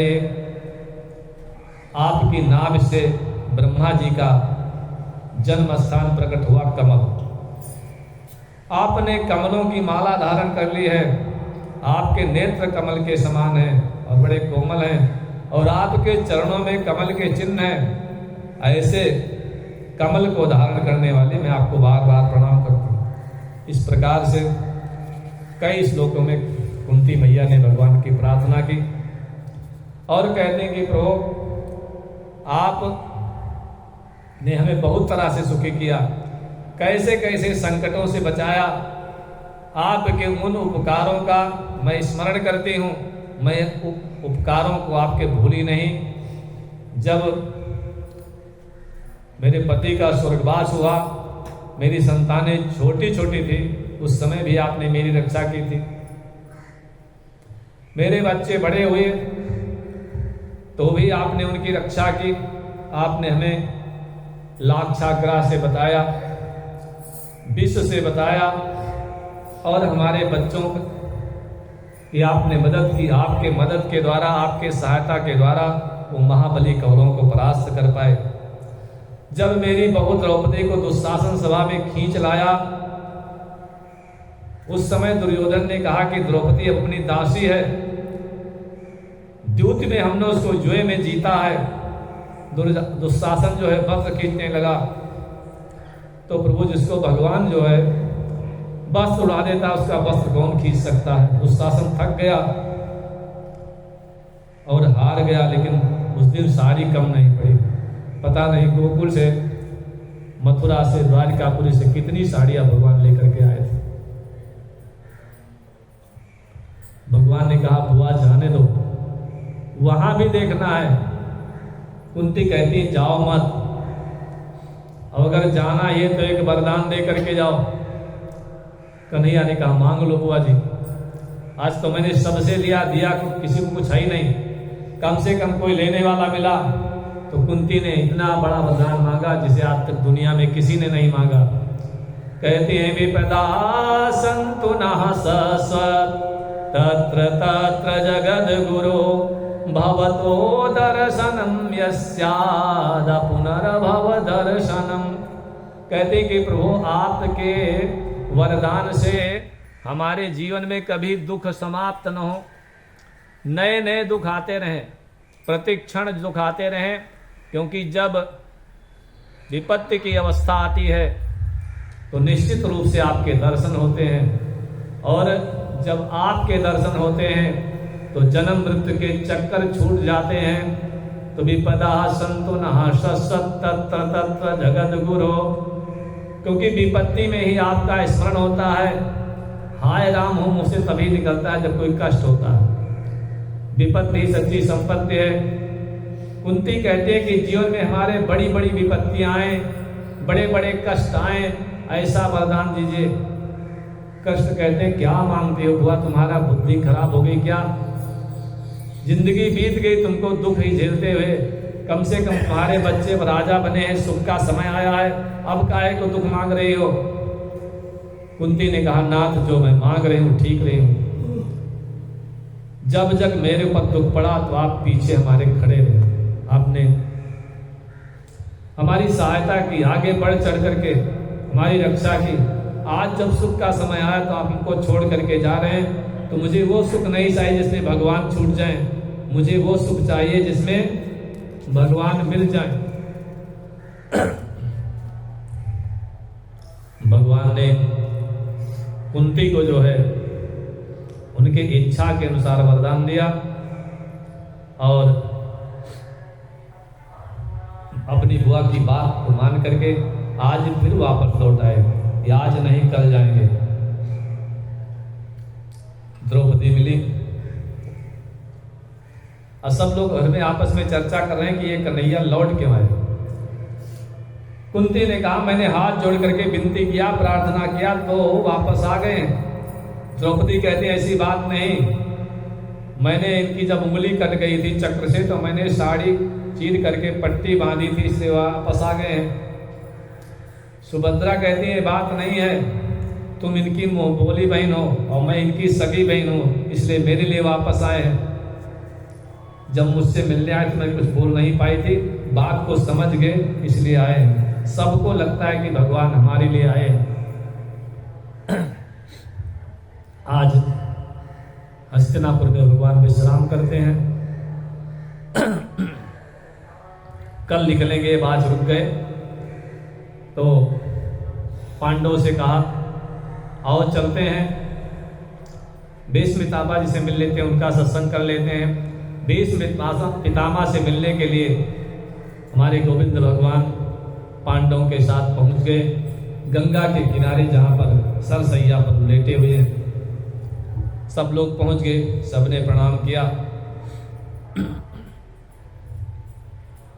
भीष्म ने पहले से सोच रखा था, ये अपने यहाँ एक लोकोक्ति है कि हम लोग जब दक्षिणायन में मृत्यु होती है तो नरक जाते हैं, उत्तरायण में मृत्यु होती है तो स्वर्ग जाते हैं। अब समस्या थी, जब महाभारत हुआ तो दक्षिणायन चल रहा था, भीष्म को अर्जुन ने बाण मार के बहुत ढेर सारे जो है सरसैया पर उतर दिया, बाणों की सैया पर, लेकिन भीष्म के प्राण नहीं गए, पूरे शरीर में बाण लगे हैं। तकिए के लिए सिर में बाण लगे हैं, पेट में, पीठ में, पैर में, हाथ में, सर्वत्र बाण से बंधे हुए हैं, उसी पर लेटे हुए हैं। सोच रखा है कि हम जाएंगे तो उत्तरायण में ही मृत्यु आई। काल को उन्होंने वापस कर दिया कि उन्हें इच्छा मृत्यु का वरदान प्राप्त था कि हमारी इच्छा होगी तब आएंगे। और इधर भगवान ने भीष्म जी को वचन दिया था कि मैं अंतिम समय आपके पास जरूर आऊंगा, लेकिन आज तो भगवान द्वारिका को हस्तिनापुर छोड़ करके द्वारिका जा रहे थे। ये सब चिंतन कर रहे हैं कि आज द्वारिका चले जाएंगे तो कब तक मुझे सरसैया पर सोना पड़ेगा। तब तक देखा कि हमारे कृष्ण भगवान पांडवों के साथ आ रहे हैं। मन ही मन जो है भीष्म पितामह उनको प्रणाम करते हैं। धर्मराज पहुंचे निकट, पितामह को चरण छू करके प्रणाम किया। धर्मराज से भीष्म कहते हैं ये मेरा कल्याण करने के लिए गोविंद भगवान आ गए, जिसके मरने के समय भगवान आ जाए उसका कल्याण हो जाता है। जब कहते हैं भगवान ने भीष्म को वचन दिया था कि अंतिम समय में आएंगे। जब कौरव पांडवों का युद्ध चल रहा था तो एक दिन जब दुर्योधन ने भीष्म पितामह से कहा था कि 8 दिन हो गए आपने किसी पांडव को मारा नहीं, ठीक से लड़ते नहीं, भीष्म को क्रोध आया और क्रोध में उन्होंने कहा कि आज रात को 12 बजे मैं ध्यान करने जब बैठूं तो अपनी पत्नी को आशीर्वाद देने के लिए भेजना, वो आशीर्वाद दे दूंगा, उसका कल्याण हो जाएगा, मैं अखंड सौभाग्यवती होने का वरदान दे दूंगा। अब ये सारे गुप्तचर भगवान के जगह जगह लगे हुए थे। कन्हैया को समाचार मिला, चिंतित हो गए। दुर्योधन की पत्नी भानुमति से जाकर के कृष्ण मिलते हैं। बोले कहीं जाने की तैयारी? बोले हाँ, वो बोले हैं कि आज दादाजी ने बुलाया है और ध्यान में बैठेंगे तो कुछ आशीर्वाद देना चाहते हो। कन्हैया कहते हैं दादा तो अपने घर के हैं, आज कोई अच्छा मुहूर्त नहीं जाने के लिए, क्या इतना जल्दी मचाया हो? कल बड़ा अच्छा नक्षत्र है, अच्छा दिन है, कल जाना दर्शन करने, आशीर्वाद ले आना, कहीं भागे नहीं जा रहे दादाजी। भानुमति ने कहा तो ठीक है कहते हो गए, मान गई नहीं गई। इधर भगवान जल्दी जल्दी से पहुंचे, सोती हुई द्रौपदी को जगाया। मां भगवान ने 2 स्वरूप बनाया, असली द्रौपदी को तो लेकर के साथ चले गए और खुद एक नकली द्रौपदी बन करके अर्जुन के साथ सैया पर लेट गए। भगवान के अनुरूप अनेक रूप हैं, उनकी बड़ी विचित्र विचित्र माया है। भीष्म पितामह बैठ करके ध्यान कर रहे हैं, लेकिन आज द्वारिकाधीश भगवान का स्वरूप नहीं दिखाई देता। आज कौन सा रूप दिखाई देता? आज काली कमली वाले हाथ में दीपक ले भगवान दिखाई देते हैं, क्योंकि भगवान द्वारिकाधीश तो द्रौपदी के पीछे पीछे रक्षक बन करके आए हैं। अंदर आज्ञा दी कि शिविर के अंदर कोई पुरुष नहीं जाएगा। द्वारपाल ने रोका, भगवान द्वारपाल लोग जाते हैं, द्रौपदी अंदर जाते हैं, पितामह को प्रणाम करती है। बोल करके प्रणाम नहीं किया जाता कि दादाजी प्रणाम, चरण छू करके प्रणाम करती है। चरण छुआ तो आंख बंद करके बैठे हैं, उनको लगा भानुमति आई होगी, आशीर्वाद दे दिया, अखंड सौभाग्यवती भव। द्रौपदी जी ने कहा दादाजी आपका आशीर्वाद सच होगा, इतने बड़े संकट हैं हम लोगों के ऊपर, बड़े बड़े महारथी लगे हैं और आप कहते हैं अखंड सौभाग्य में मेरे 5 पति कोई बचेगा। विष्णु ने पूछा देवी तुम कौन हो, पहले नाम बताओ। द्रौपदी ने कहा मैं पांडवों की पत्नी द्रौपदी हूँ। भीष्म पितामह जी ने कहा अगर मैंने आशीर्वाद दिया तो सत्य ही होगा। देवी मैंने पांडवों को मारने की प्रतिज्ञा क्रोध में की है, सच्चे हृदय से नहीं की, और मैंने तुझे सच्चे हृदय से आशीर्वाद दिया है। लेकिन ये बताओ अकेली आए हो साथ में कोई और आया? मैं जानता हूं तुम्हें द्वारिकाधीश के नाम कोई लेकर के नहीं आएगा। आसन से उठ करके दौड़ते हुए बाहर निकले, भगवान के चरणों पर लौट जाते हैं, बोले मैं तो आपका अहन्य ध्यान करता हूं। अंत में पता नहीं आपका स्मरण आवे ना आवे, हो सकता है कोई बात पित्त कफ का रोग हो जाए, गला रुंध जाए, आवाज ना निकले, तो फिर मैं आपका स्मरण कैसे करूंगा? मस्तिष्क दिग्भ्रांत हो जाए। तो आपसे एक प्रार्थना है कि जब मेरा अंत समय आवे तो आप आ जाइएगा मेरे सामने। मैं उस समय आपको नहीं बुला पाऊंगा, मैं जानता हूं, पता नहीं कैसी स्थिति रहे, मुझे लेने के लिए आप आएंगे प्रभु। उस समय कृष्ण भगवान ने पितामह को वचन दिया मैं अवश्य आऊंगा। आज उसी वचन का पालन करने के लिए द्वारिकाधीश भगवान पधारे। सूत जी कहते हैं भगवान से रोज प्रार्थना करनी चाहिए कि हे प्रभु जीवन में कभी आओ चाहे ना हो, लेकिन मरने के समय जरूर आना, मृत्यु के समय प्रभु जरूर पधारना। भीष्म पितामह सरसैया पर आज लेटे हुए हैं, भगवान को देख करके कहते हैं कि प्रभु अभी आप जैसे खड़े हो वैसे खड़े रहो, जब हम कहेंगे तब जाना। भीष्म पितामह जी ने भी नहीं कहा कि बैठ जाइए, आसन ग्रहण करिए, कोई स्वागत भी नहीं किया, सीधे कह दिया कि सदैव देवो भगवान प्रतीक्षताम कलेवरम यावदिदं हिनोम्यहम्। जब तक मैं अपना शरीर न छोड़ूं तब तक खड़े रहो।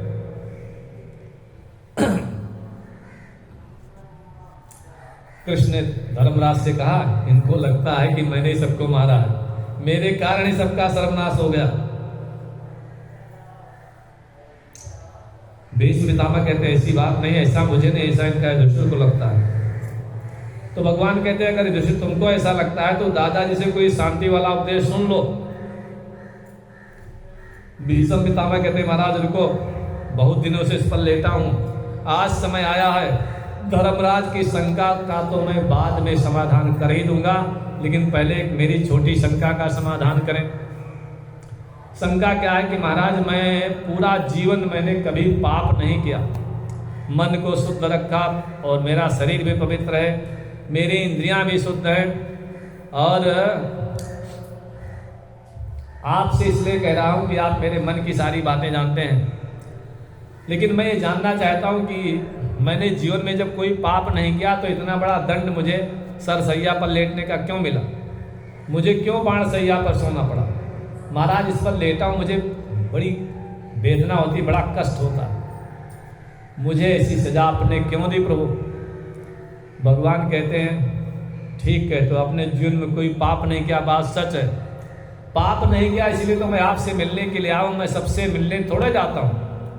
आपने स्वयं पाप नहीं किया, लेकिन अपनी आंखों से पाप होते हुए देखा है, और जो आपने पाप होते हुए देखा उसी की ये सजा है। शास्त्र कहते हैं कोई पाप करे तो उसको देखना भी पाप है, किसी के पाप का विचार करना भी पाप है, किसी का पाप न देखना, न सुनना, और न किसी से चर्चा करना कि फलाने ऐसा गड़बड़ कर रहे हैं। भीष्म कहते हैं लेकिन मुझे याद नहीं आया कि कौन सा पाप मैंने देखा है। कृष्ण कहते हैं आपको भले न याद हो, लेकिन मुझे तो याद है, मुझे सबका हिसाब किताब रखना पड़ता है, मैंने तुम्हारी भी डायरी मेंटेन करके रखी है। याद करो जो एक बार कौरवों की सभा में आप बैठे थे, वहां दुशासन द्रौपदी को लेकर के गया था, उस समय आप वहीं थे। द्रौपदी ने कहा था कि दादाजी जुए में हारा हुआ पति अपनी पत्नी को दांव पर नहीं लगा सकता, आप कुछ नहीं बोले थे। दुर्योधन ने कहा कि द्रौपदी अब हमारी दासी हो गई, इसके वस्त्र उतार दो। फिर द्रौपदी ने कहा दादाजी आज आप न्याय करें, क्या हारा हुआ पति अपनी पत्नी को दांव पर लगा सकता है? आप न्याय करें कि मैं अजिता हूं या जिता हूं। तो उस समय आपने क्या कहा था, आपको याद है? भीष्म पितामह ने कहा, हाँ क्या कहा था? बोले आपने कहा था कि दुर्योधन का अन्न ग्रहण करने से मेरी बुद्धि कुंठित हो गई है। आप कुछ बोले नहीं थे, चुपचाप बैठे रहे थे। इतना बड़ा घोर अन्याय उस सभा में हुआ, आप देखते रहे। ऐसे आप जैसे ज्ञानी को यह बात अच्छी शोभा नहीं देती। द्रौपदी को तो आशा थी कि पितामह बैठे हैं, यहाँ कुछ भी अन्याय होने वाला नहीं है। और जब आप उस अन्याय को देखते रहे, दुर्योधन ने बस रण करना प्रारंभ कर दिया, तो जानते हो द्रौपदी ने कहा क्या? मुझे पुकारा था कि हे कृष्ण द्वारिका वासिन वासी यादव नंदना कौरवैः परिभूता मां किं न जानामि केशव। उस जो है द्रौपदी की पुकार को सुन करके मैं वहां गुप्त रूप से आया था। मैंने सब कुछ अपनी आंखों से देखा कि दुशासन साड़ी खींच रहा है और आप लोग देख रहे हैं, देखते हुए बैठे हैं। सभा में हो रहे अन्याय को आपने चुपचाप होने दिया, उसी पाप का आपको दंड मिल रहा है। भीष्म पितामह ने प्रभु को प्रणाम किया, फिर धर्मराज को उपदेश दिया। स्त्री धर्म, आपद धर्म, राज धर्म, मोक्ष धर्म सब जो है उनको बताया। युधिष्ठिर ने प्रश्न किया कि पितामह, सभी धर्मों में कौन कौन से धर्म को आप श्रेष्ठ मानते हैं? किस मंत्र का जप करने से जीव जन्म मरण रूपी सांसारिक बंधन से मुक्त हो जाता है? भीष्म पितामह ने कहा कि भगवान के जो 1000 नाम हैं, स्तुवन् नाम शास्त्रेण पुरुषा सततोत्थिता। भगवान के जो 1000 नाम है उनका नाम विष्णु सहस्त्र नाम। विष्णु सहस्त्र नाम का पाठ करना पराधर्म है। शिव महिम्न स्तोत्र भगवान भोलेनाथ का विष्णु सहस्त्र नाम का प्रतिदिन पाठ करना चाहिए। शिव की स्तुति करने से ज्ञान मिलता है, ज्ञान से भक्ति जो है दृढ़ होती है, और भगवान की स्तुति करने से पाप जलता है। विष्णु सहस्त्र नाम के स्तोत्र का पाठ करने से मस्तक पर लिखे विधाता के लेख भी बदल जाते हैं, जन्म मरण के चक्कर से छुटकारा मिल जाता है। हमारे आद्य शंकराचार्य को विष्णु सहस्त्र नाम का पाठ बहुत प्रिय था। उन्होंने इस पर एक विष्णु सहस्त्र नाम पर एक शांकर भाष्य लिखा है। विष्णु सहस्त्र नाम पर भाष्य लिखने के बाद शंकराचार्य ने दूसरी कोई पुस्तक नहीं लिखी। सूत जी कहते हैं कि विष्णु सहस्त्र नाम का पाठ रोज करना चाहिए। कब तक करना चाहिए? 12 वर्ष तक पाठ करने से अवश्य उसका फल मिलेगा। कितना पाठ करना चाहिए? कर सके तो एक पाठ रात को सोने से पहले और एक पाठ सवेरे सो के उठने के बाद, और 2 नहीं कर तो कम से कम 1 तो करना ही चाहिए। अगर किसी के अंदर बहुत गरीबी है, बहुत संकट है, कोई उपाय काम नहीं करता है, तो विष्णु सहस्त्र नाम के 15,000 पाठ करने से उसकी समस्या का समाधान हो जाता है और उसे एक विष्णु याग का पुण्य प्राप्त होता है। 12 वर्ष तक नियम से सत्कर्म करें, तब अनुभव होगा। चाहे भी जो काम हो, भगवान का भजन निश्चित रूप से करना चाहिए, रोज करना चाहिए। जिस भगवान की कृपा से शरीर मिला, पुत्र मिला, धन मिला, पत्नी मिली, उनका स्मरण पूजन अगर ना करें तो इससे बड़ा पाप और कौन होगा। तो भगवान ने जो है, फिर भीष्म पितामह जी ने भगवान की स्तुति करने लगे। बोले महाराज, अब मेरे तो हाथ खाली हैं, घर मकान दुकान कुछ नहीं है, 6 महीने से संसैया पर पड़ा हूं, आपकी स्तुति कैसे करूं, आपको क्या चढ़ाऊं। अब भगवान को बिना कुछ चढ़ाए भगवान मानने वाले नहीं है। लेकिन भगवान से किसी से रुपया नहीं मांगते, पैसा नहीं मांगते, भोजन सामग्री नहीं मांगते। तो भीष्म पितामह जी ने कहा, मेरे पास केवल 2 चीजें मेरे पास अब हैं। शरीर भी बेकार हो गया, अब केवल मन और बुद्धि 2 बचा। तो भीष्म पितामह ने कहा, मैं आज अपना मन बुद्धि आपके चरणों में रखता हूं, क्योंकि जब भी कोई दिक्कत होती है तो अपना मन बुद्धि दोनों ही गड़बड़ करते हैं। भीष्म पितामह ने कहा कि प्रभु, एक बार आप कह दो कि मैं तुम्हारा हूं, आप अपना लोगे तो मेरा कल्याण हो जाएगा, और मेरे मन और बुद्धि को अपने शरण में लगाओ, जिससे कि मैं आपको भूलूं ना।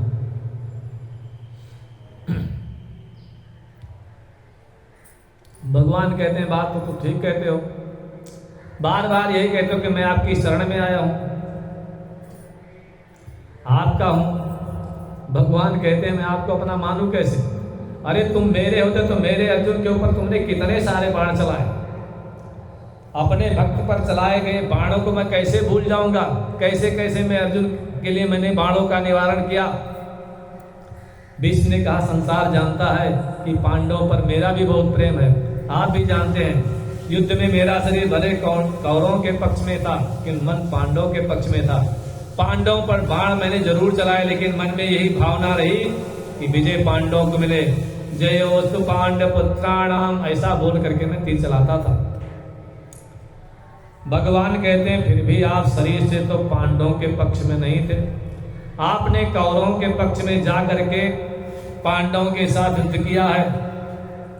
जब आप मन से पांडवों के साथ थे तो शरीर से रहने में क्या दिक्कत थी, क्यों नहीं आए? भीष्म पितामह जी कहते हैं उसमें एक दिक्कत थी, अगर मैं पांडवों के साथ रहता तो अपनी आंखों से आपको नहीं देख सकता, और जब मैं कौरवों की तरफ से था तो आप सामने ही मेरे आगे बैठ करके थे।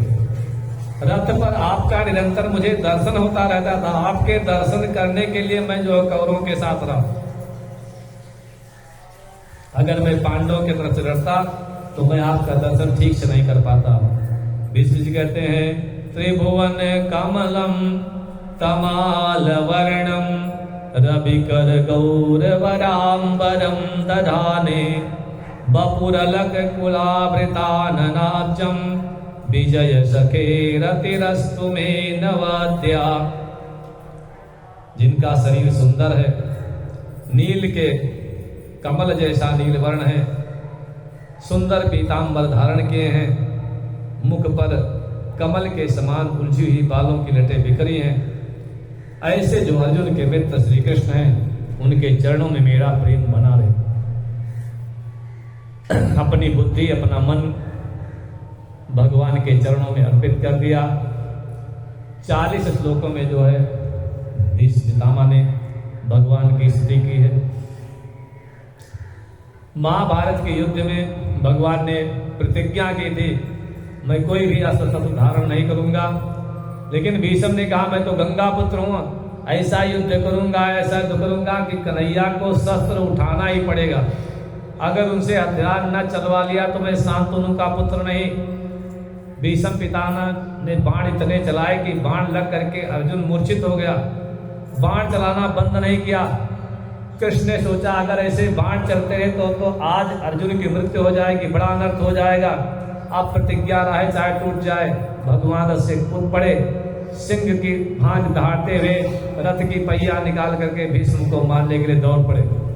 और जब ऐसा हुआ तो भीष्म हाथ जोड़ करके भगवान के चरणों में लौट गए, बोले भक्त और भगवान की।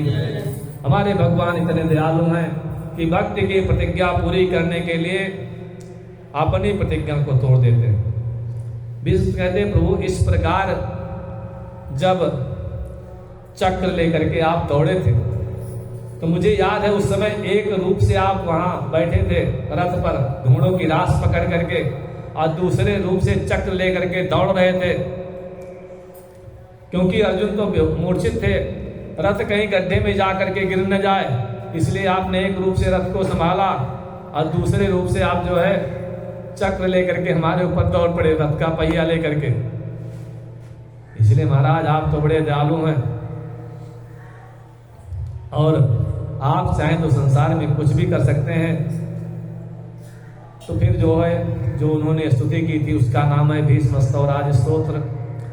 फिर भगवान को प्रणाम करके भीष्म जी ने अपना शरीर छोड़ दिया, भगवान के धाम में स्थित हो गए। उनके शरीर से जो तेज निकला भगवान के शरीर में समा गया। उत्तरायण काल में जो है मृत्यु हो गई। उत्तरायण का मतलब होता है उत्तरावस्था, परिपक्व अवस्था में। पापी लोग तो वैसे ही मर जाते हैं, लेकिन जो परिपक्व होकर के भगवान की भक्ति का आश्रय लेकर के जाता है भगवान के धाम को जाता है। बोले भक्त और भगवान की। इस प्रकार से भीष्म जी का शरीर छूट गया। युधिष्ठिर को आज बड़ा दुख हुआ। पितामह का अंतिम संस्कार करते हैं। और धर्मराज का राज सिंहासन पर बैठा करके अभिषेक किया गया। शासन करने लगे।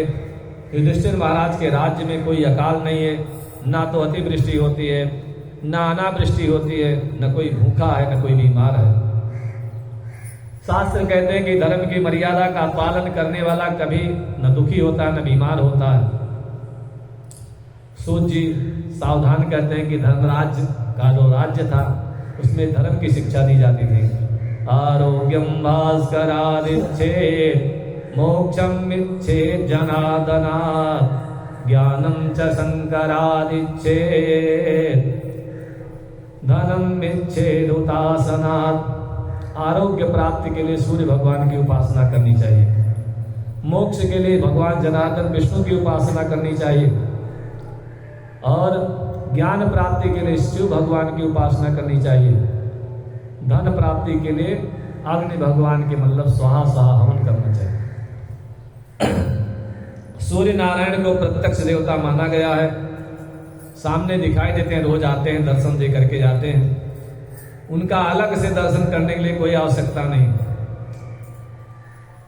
इसलिए इनकी उपासना अवश्य करनी चाहिए। अपने अभिनय में नहाने के बाद सूर्य भगवान को जल चढ़ाते हैं। सूर्य भगवान को प्रणाम अवश्य करना चाहिए। धर्मराज जी कहते हैं मेरे सूर्य नारायण और मेरे श्री कृष्ण दोनों एक हैं। मेरे कृष्ण ही मेरे सूर्य नारायण हैं। कृष्ण भगवान स्वयं गीता में कहते हैं ज्योतिषाम आदित्यो, सूर्य भगवान की उपासना करनी चाहिए। युधिष्ठिर का राज तिलक हो गया। कृष्ण भगवान द्वारिका चले गए। द्वारिका जाते उनका बड़ा स्वागत होता है, उनकी रथ यात्रा निकाली जाती है। आज भी द्वारिकापुरी में द्वारिकाधीश की रथ यात्रा निकलती है। द्वारिकाधीश जहाँ विराजमान है उनके हाथों में शंख चक्र गदा और कमल है, सोने का रथ है। भगवान का ऐसे ध्यान करना चाहिए। द्वारिका में भगवान जब प्रवेश करते हैं, सारे नगरवासी आते हैं, भगवान से मिलते हैं। प्रभु पूछते हैं क्या समाचार है, कोई दिक्कत, किसी को कष्ट तो नहीं है। द्वारिकावासी कहते हैं महाराज सब तो अच्छा अच्छा था, एक ही दुख था कि आपका दर्शन नहीं कर सकते थे। भगवान ने अनेक रूप को धारण किया। 16,000 रानियों के साथ 16,000 रूपों में जो है महल में प्रवेश करते हैं और सबसे जाकर के कहते हैं मैं पहले तुम्हारे घर में आया हूं।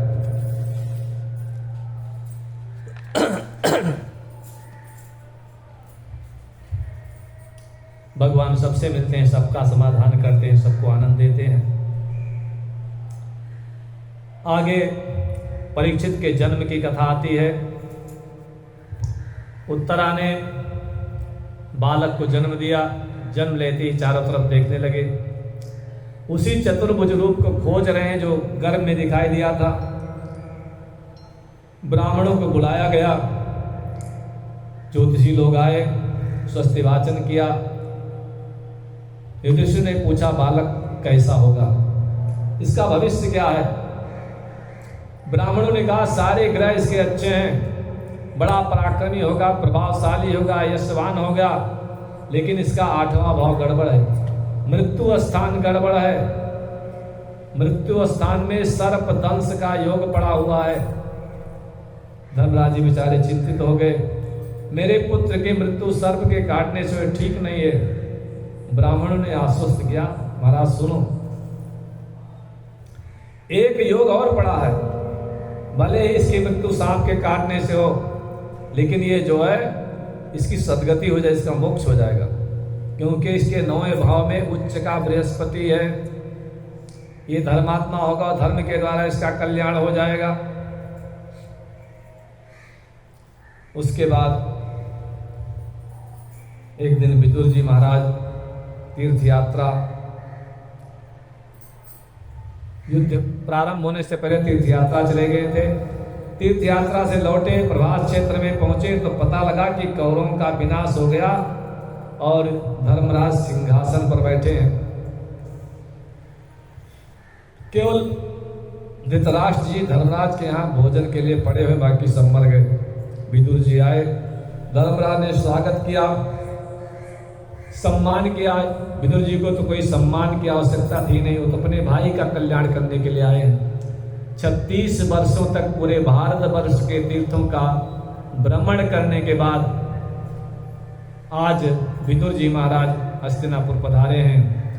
उत्तमा सहजावस्था मध्यमा ध्यान धारणा अधमा मूर्ति पूजा चा तीर्थ यात्रा धमा।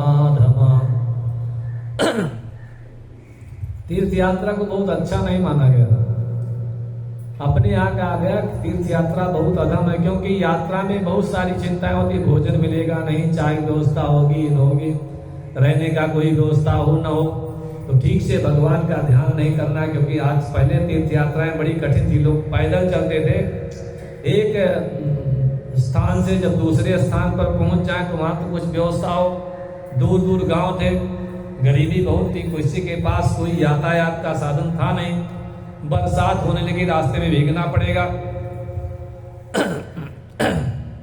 इसलिए उस जमाने में यात्रा को बहुत अधम माना गया था और ध्यान धारणा को मध्यम माना गया था, और सहज अवस्था में भगवान की प्राप्ति हो जाए इसको सबसे उत्तम तपस्या मानी गई थी।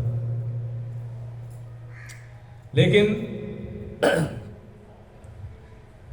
अगर देव भागवत कहती है कि अगर तीर्थ यात्रा करें और तीर्थ यात्रा में घर से कम पूजा पाठ हो जाए, घर से कम सत्कर्म तीर्थ यात्रा में हो, तो समझ लीजिए तीर्थ यात्रा बेकार।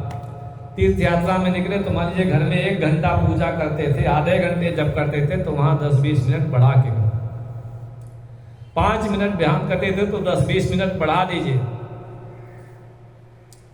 विदुर जी 36 वर्ष तक तीर्थ यात्रा करके आए हैं हस्तिनापुर में, तो किसी से कुछ बताते नहीं, मैं किस तीर्थ में गया था, वहां मैंने ऐसा दर्शन किया, वहां मैंने ऐसा स्नान किया, वहां मैंने इतना रुपए का दान किया, कुछ बताते नहीं। हाँ भाई तीर्थ यात्रा गए थे। सूत जी कहते हैं तीर्थ यात्रा जाओ तो फिर लौट करके उसका व्याख्यान लोगों से न करो। हाँ भाई गए थे, रामेश्वर नाथ धाम गए, दर्शन करके आ गए, काशी गए थे, गंगा नहा के आगे बस हो गया। अब उसका पूरा व्याख्यान नहीं करना चाहिए कि यहाँ से काशी गए तो वहाँ रुके, तो वहाँ उस पंडित जी को हमने पकड़ा, तो हमने विश्वनाथ जी में अभिषेक करवाया, फिर हमने वहाँ पर 1 किलो लड्डू चढ़ाया, फिर हमने जो है संकट मोचन जी के दर्शन किए, वहाँ हमने तुलसी की माला चढ़ाई, वहाँ हमने 151 रुपये का दान किया। मतलब अपने उसका व्याख्यान नहीं करना चाहिए, व्याख्यान छुपा करके रखना चाहिए। ये भी आए, आज स्वागत सत्कार हुआ, भोजन पानी के बाद धृतराष्ट्र जी के पास, उनके भाई हैं तो उनके पास ही उनका आसन लगाया गया। धृतराष्ट्र जी महाराज लेटे हुए हैं आंख बंद करके, थोड़ी देर बीत गया, करवट बदल रहे हैं, तो विदुर जी ने पूछा भैया क्या बात है, नींद नहीं आ रही? बोले हाँ नींद तो नहीं आ रही। विदुर जी ने कहा नींद आएगी कैसे, जिस भीम को तुमने विष भरे लड्डू खिलाए थे तुम्हारे लड़के ने, उसी घर में बैठ कर मीठे मीठे मालपुए खा रहे हो, तुमको धिक्कार है। जीवन भर तुमने पांडवों को दुख दिया, तुम तो ऐसे दुष्ट हो कि राजसभा में द्रौपदी को बुलाने के लिए तुमने सम्मति प्रदान की थी, ले आओ जीत गए हो। कुछ मन में ग्लानि है, कुछ सद्भाव है, कुछ ज्ञान है, तो पांडवों को छोड़ करके निकल जाओ यात्रा पर। धृतराष्ट्र ने कहा ऐसी बात नहीं, मेरे भतीजे बड़े अच्छे हैं, युधिष्ठिर तो मुझे प्रणाम करने आते हैं, मेरी सेवा करते हैं, चरण दबाते हैं, उनको छोड़कर जाने का मन नहीं होता। विदुर जी ने कहा अब भतीजे अच्छे लगने लगे, याद करो जब तुमने पांडवों को मारने के लिए कितने उपाय करवाए थे। भीमसेन को लड्डू में जहर दिया, लक्षाग्रह बंद करके आग लगवा दिया। धर्मराज तो बेचारे धर्म मूर्ति हैं, तुम्हारे उपकार का बदला उपकार से दे रहे हैं। मुझे तो लग रहा है कुछ दिन के बाद पांडव लोग जब धर्म के लिए प्रयाण करेंगे, यात्रा के लिए, तुमको ही सिंहासन पर बैठा करके जाएंगे। बड़ी टेढ़ी बात की, बात लग गई। विदुर जी कहते तुम्हारे सिर पर काल मर रहा है, तुम आज मरो या कल मर जाओ, कुछ पता नहीं है, इसलिए जानबूझ करके घर छोड़ करके अगर निकल लोगे तो तुम्हारा कल्याण हो जाएगा, नहीं यहाँ बहुत तुम्हारी दुर्गति होगी। लेकिन मनुष्य का स्वभाव है कुछ भी हम लोग जानबूझ करके नहीं छोड़ सकते। एक कागज का टुकड़ा गिर जाए उसको भी उठा करके रख लेते हैं। डॉक्टर कहते हैं ब्लड प्रेशर हो गया, आप काम काज बंद करो, फिर भी थोड़ा थोड़ा करते रहेंगे। आप घुटनों में दर्द हो गया, चलना फिरना कम करो, फिर भी दवा खा करके चलते रहते हैं। रिश्तेदार ने कहा तुम ठीक कहते हो, तुम्हारी सारी बातें ठीक है, लेकिन मेरे तो आंख है नहीं, मैं कहां जा करके लड़ जाऊं? कहीं कुएं में गिर के मर गया तब क्या होगा? अकेले कैसे जा सकता हूं? विदुर जी ने कहा ठीक कहते हो, धर्मराज तो तुम्हें कभी यहाँ जाने देंगे, चलो आधी रात को ही मैं आपको लेकर के चलता हूँ, इस समय निकल लो। वैराग्य आए तो तुरंत काम करना चाहिए, अगले दिन के लिए टालना नहीं चाहिए।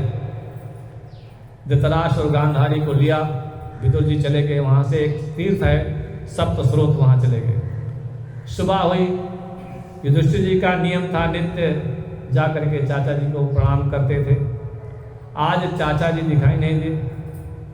युधिष्ठिर सोचते हैं कि हम उनके 100 पुत्रों को मार डाले हैं, हो सकता है वो भी आत्महत्या करके मर गए हों, नदी में डूब के मर गए हों। जब तक समाचार नहीं मिलेगा अपने चाचा चाची का, कहते हैं मैं पानी नहीं पीऊंगा। बहुत कष्ट में है वो। मैंने ऐसा कौन सा दुर्व्यवहार किया कि मुझे छोड़ करके चले गए। अनशन करके धर्मराज जी बैठ गए। नारद जी का आगमन हो गया।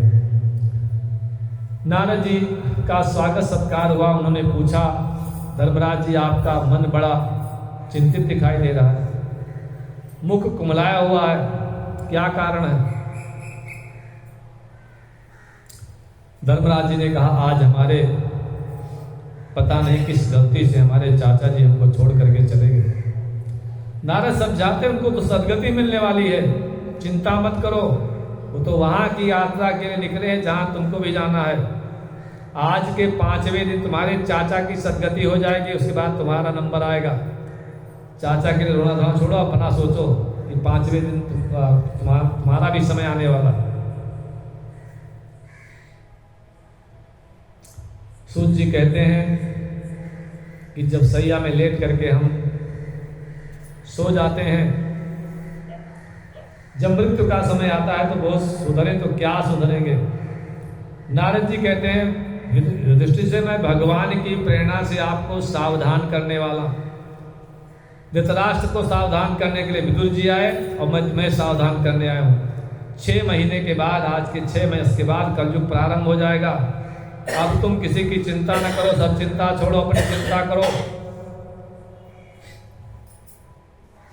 इसके बाद युधिष्ठिर ने कई यज्ञ किए। भगवान द्वारिका गए तो साथ में अर्जुन को भी ले गए थे। भगवान की इच्छा थी कि यदुकुल का नाश हो जाए तो अच्छा हो, और यदुकुल का सर्वनाश हो गया। युधिष्ठिर ने भीम जी से कहा कि नारद जी ने जो बताया था वो समय लग रहा है कि आ रहा है। मुझे आज कलयुग की परछाई दिखाई पड़ी, मेरे राज्य में अधर्म बढ़ रहा है।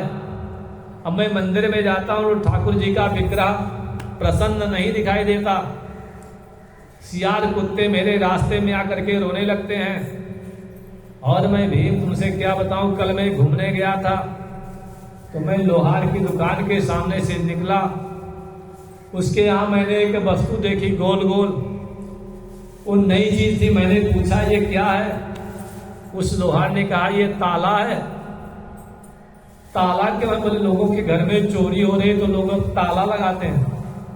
मेरे धर्मराज्य के राज्य में ये स्थिति आ गई।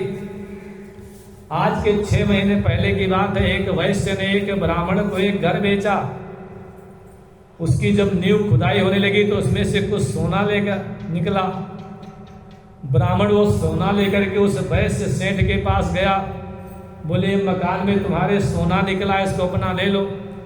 श्रेष्ठ बड़े धर्मनिष्ठ थे, उन्होंने कहा मैंने मकान बेच दिया, अब उसमें जो कुछ मिला सब तुम्हारा। ब्राह्मण ने कहा ना, मैंने मकान खरीदा था, कोई सोना नहीं खरीदा था, मेरा कोई अधिकार नहीं, मैं सोने को लेने वाला नहीं। भीम, मेरे राज्य की जनता कितनी धर्मनिष्ठ थी। उसी समय मैंने कहा था कि 6 महीने में इन दोनों का मन कलुषित होगा, और कल वो दोनों मेरे पास आए। दोनों धन पर अपना अपना अधिकार जता रहे थे और अपने साथ में एक वकील मतलब पैरवी करने वाला भी लाए थे। लगता है मेरे पवित्र राज्य में कलयुग का प्रवेश हो गया। कलि का मतलब है कला का स्वरूप। जिस घर में भगवान की कथा हो, भगवान का कीर्तन हो, कहते हैं वहाँ कलयुग का प्रवेश वर्जित है। अब तक अर्जुन द्वारिका से वापस नहीं आए थे। भीमसेन धर्मराज आपस में बातें कर रहे हैं, तब तक अर्जुन आ गए। आज अर्जुन का चेहरा एकदम उतर गया, कोई तेज नहीं है। युधिष्ठिर ने पूछा, अर्जुन तुम्हारा चेहरे का तेज कहाँ चला गया? ऐसा तो नहीं हुआ तुम्हारे द्वार पर कोई अतिथि आया, उसको बिना भोजन कराया आपने भोजन कर लिया, बिना स्वागत किया आपने खा लिया? अतिथि भगवान का स्वरूप है। द्वार पर आए हुए अतिथि भूखे रहे तो यजमानी के पुण्य का क्षय हो जाता है। प्राचीन काल में एक दृष्टांत आता है कि नचिकेता जी यमराज के घर पर 3 दिन तक भूखे प्यासे बैठे रहे। यमराज कहीं बाहर गए थे। 3 दिन बाद यमराज आए तो पूछा, 3 दिन से तुम बैठे हो, कुछ खाया पिया? बोले हाँ खूब खाए। क्या खाया? नचिकेता ने मैंने कहा मैंने आपका पुण्य खाया। कोई अतिथि आवे, कुछ उसका स्वागत सत्कार न हो तो आपका पुण्य खा करके चला जाता है। एक बार की बात है, रात के समय उर्वशी अर्जुन से मिलने के लिए आए। उर्वशी नाम की अस्परा। अर्जुन ने उसका मुख तक नहीं देखा। उर्वशी से अर्जुन ने कहा, माता जी मैं भरत खंड का वासी हूँ, भारत वर्ष का निवासी हूँ, मेरे लिए दूसरी स्त्री माता के समान है। सूत जी कहते हैं, एकांत में जो काम को पराजित करे उसे वीर कहा गया है, और मुझे पूरा भरोसा है। धर्मराज जी कहते हैं कि अर्जुन मेरा भाई ऐसा पाप नहीं कर सकता, फिर तुम्हारा चेहरा निस्तेज क्यों है? मुझे तो लक्षण कलयुग के दिखाई देते हैं। अच्छा ये बताओ मेरे मित्र, मेरे सखा, मेरे भगवान श्री कृष्ण कुशल से हैं? द्वारिका में ही है ना? अर्जुन ने कहा, क्या बताऊं भैया, मेरे प्रभु ने मेरा त्याग कर दिया। जिन्होंने हमें लाक्षागृह से बचाया था अपने धाम चले गए। अंतकाल में मुझे अपने साथ नहीं ले गए। मैंने कहा मैं भी जाना चाहता हूँ। जानते हो उन्होंने क्या कहा? उन्होंने कहा जब तू मेरे साथ आया नहीं तो मैं तुझे अपने साथ ले कैसे जा सकता हूँ। उन्होंने कहा कि जो मैंने तुझे गीता का ज्ञान दिया वही तेरी रक्षा करेगा। बड़े भैया आज तक बचपन से लेकर के मैं कभी पराजित नहीं हुआ, मैं कभी किसी से हारा नहीं, लेकिन भगवान की विरह में व्याकुल होकर के आज जब मैं द्वारिका से लौट रहा था तो रास्ते में भीड़ लोगों ने मुझे लूट लिया। आज मुझ में जो शक्ति थी लगता है मेरी नहीं थी, द्वारिकाधीश की थी। उनके चले जाने से शक्ति भी चली गई। मुझे प्रभु के उन अनंत उपकारों की याद आ रही है। ऐसा कहते कहते अर्जुन जोर जोर से रोने लगे। थोड़ी देर बाद ढाढ़स बंधी और फिर कहने लगे, धर्मराज, राजा द्रौपदी की राजसभा में मैंने जो मछली की आंख पर निशाना लगाया था वो भगवान की शक्ति के बल पर किया था। कोई राजा वहां मत्स्यभेद नहीं कर पाया। कर्ण ने सोचा मैं मत्स्यभेद करूं, तो हमारे गोविंद ने सोचा कि कर्ण ने अगर मत्स्यभेद कर लिया तो मेरा अर्जुन रह जाएगा और द्रौपदी कर्ण की हो जाएगी। ऐसा सोच करके श्री कृष्ण ने सभा में कर्ण का अपमान करवा दिया। कृष्ण ने एक दासी को द्रौपदी के पास भेजा। द्रौपदी ने हीन जाति के कर्ण से विवाह करने से इनकार कर दिया। मुझ में तो हिम्मत ही नहीं भैया कि मेरे पर भगवान की कृपा दृष्टि से जिससे मुझे शक्ति का संस्कार हुआ और मैं उस मत्स्य की आंख का निशाना लगा पाया। लाक्षागृह की आग में पांडव जल करके मर गए हैं ऐसा मान करके दुर्योधन ने तो उनका श्राद्ध भी करवा दिया था। लेकिन हमारे भगवान की कृपा से हम लोग उस सुरंग के द्वारा लाक्षागृह से सुरक्षित निकल गए थे। बड़े भैया, द्रौपदी से उनका कितना स्नेह था। जब द्रौपदी के केश पकड़ करके दुष्ट उसको सभा में खींच लाया, आंसू भरी मेरी द्रौपदी कृष्ण के चरणों में गिर पड़ी, ध्यान किया।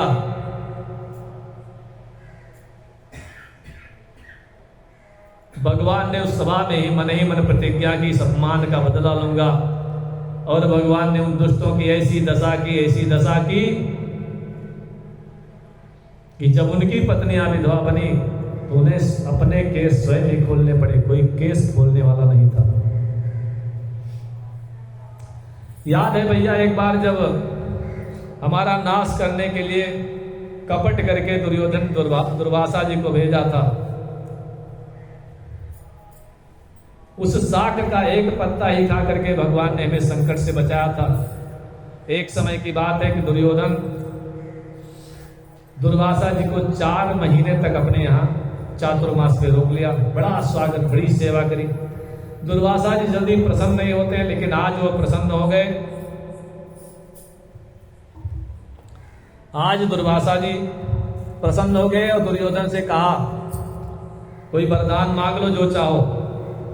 दुर्योधन ने कहा, महाराज हमें आपके आशीर्वाद से सब कुछ है, लेकिन जैसे आपने हमारा कल्याण किया तो हमारे भाइयों के यहाँ भी चले जाओ, पांडवों के यहाँ। मैं सोच रहा हूं कि आज आपका एकादशी व्रत है तो पारण भैया के यहाँ हो जाए, बड़ा अच्छा रहेगा। दुर्वासा जी ने कहा, ठीक है, ये बात है, तुम्हारे भाई के यहाँ भी पा लेते हैं। अब दुर्वासा जी चले। पांडव वहां जंगल में रहते थे। चलते चलते जो है, जब अगले दिन वो पहुंचे वहां पूजा पाठ जब तब करके, तो एक सूर्य भगवान ने उनको द्रौपदी जी को अक्षय पात्र दिया था। उसकी विशेषता थी, जब तक उसमें भोजन बनाने वाला भोजन नहीं करता था तब तक उसमें भोजन समाप्त नहीं होता था। अब सब लोगों ने भोजन कर लिया और द्रौपदी ने भी भोजन किया और पात्र साफ करके रख दिया। आज दुर्योधन ने इसीलिए कहा था कि अपने शिष्यों के साथ महाराज जाइएगा, हमारे भाई लोग पांडव लोग बड़े धर्मात्मा हैं और देख करके प्रसन्न हो जाएंगे। सूर्य जी कहते हैं कि अपने 10,000 शिष्यों को लेकर के दुर्वासा जी आज द्रौपदी जी के यहां पधार गए हैं। द्रौपदी जी भोजन कर चुकी हैं, अक्षय पात्र खाली है। कहते हैं जब बहुत लोगों की, जो दुष्टों की आदत होती है, पूजा करेंगे 3 घंटा, उसके बाद प्रार्थना, भगवान अपना कल्याण नहीं, भगवान उनका नुकसान कर दो, उनका लड़का फेल हो जाए, उनकी मोटर का एक्सीडेंट हो जाए, शंकर जी उनके ऊपर उनके परेशानी करो। दुर्योधन ने 4 महीने तक एक साधु की सेवा की और वरदान में क्या मांगा कि हमारे भाइयों का सर्वनाश हो जाएंगे, भोजन करा नहीं पाएंगे तो काम हो जाएगा, बिना जो है गोली के सबका सर्वनाश हो जाएगा। आज इस दुर्भावना के कारण दुर्योधन की हानि होने वाली है। पहुंच गए 10,000 शिष्यों के साथ द्रौपदी के महल, जो कुटिया बनाकर रखे हैं, पहुंच गए। युधिष्ठिर से कहते हैं, राजन कल एकादशी का व्रत था, आज हम लोग बड़े भूखे हैं और ये था कि आपके यहाँ पारण करेंगे तो हमारे जो है पारायण की व्यवस्था की जाए। अब बेचारे पांडव संकट अवस्था में भगवान का दर्शन करते हैं। भगवान के अलावा किसका याद करें, द्रौपदी भोजन कर चुकी हैं, अक्षय पात्र में कुछ मिलने की संभावना नहीं है, लेकिन फिर भी हाथ जोड़ के महाराज ठीक है, दुर्वासा जी से कहते हैं बड़ी कृपा हुई, आप पधारे और हमने आपने जो है हमारा घर पवित्र कर दिया और प्रार्थना है, आप लोग दूर से चल करके आए हैं तो गंगा जी में नहा करके आए, तब तक हम भोजन तैयार करवाते हैं। क्या धैर्य धर्मराज जी का, घर में अन्न का एक दाना भी नहीं है। कुछ न होने पर 10,000 ब्राह्मणों को भोजन के लिए निमंत्रण दे दिया। धर्मराज को विश्वास है कि आज तक मैंने कभी अपने धर्म की उपेक्षा नहीं की और ये धर्म ही आज हमारी रक्षा करेगा। बाकी भीम अर्जुन द्रौपदी सब चिंता बैठे सिर लटका करके, इनको भोजन कैसे कराएंगे। द्रौपदी सोचती अब तो अक्षय पात्र भी काम नहीं कर सकता क्योंकि मैंने भोजन कर लिया।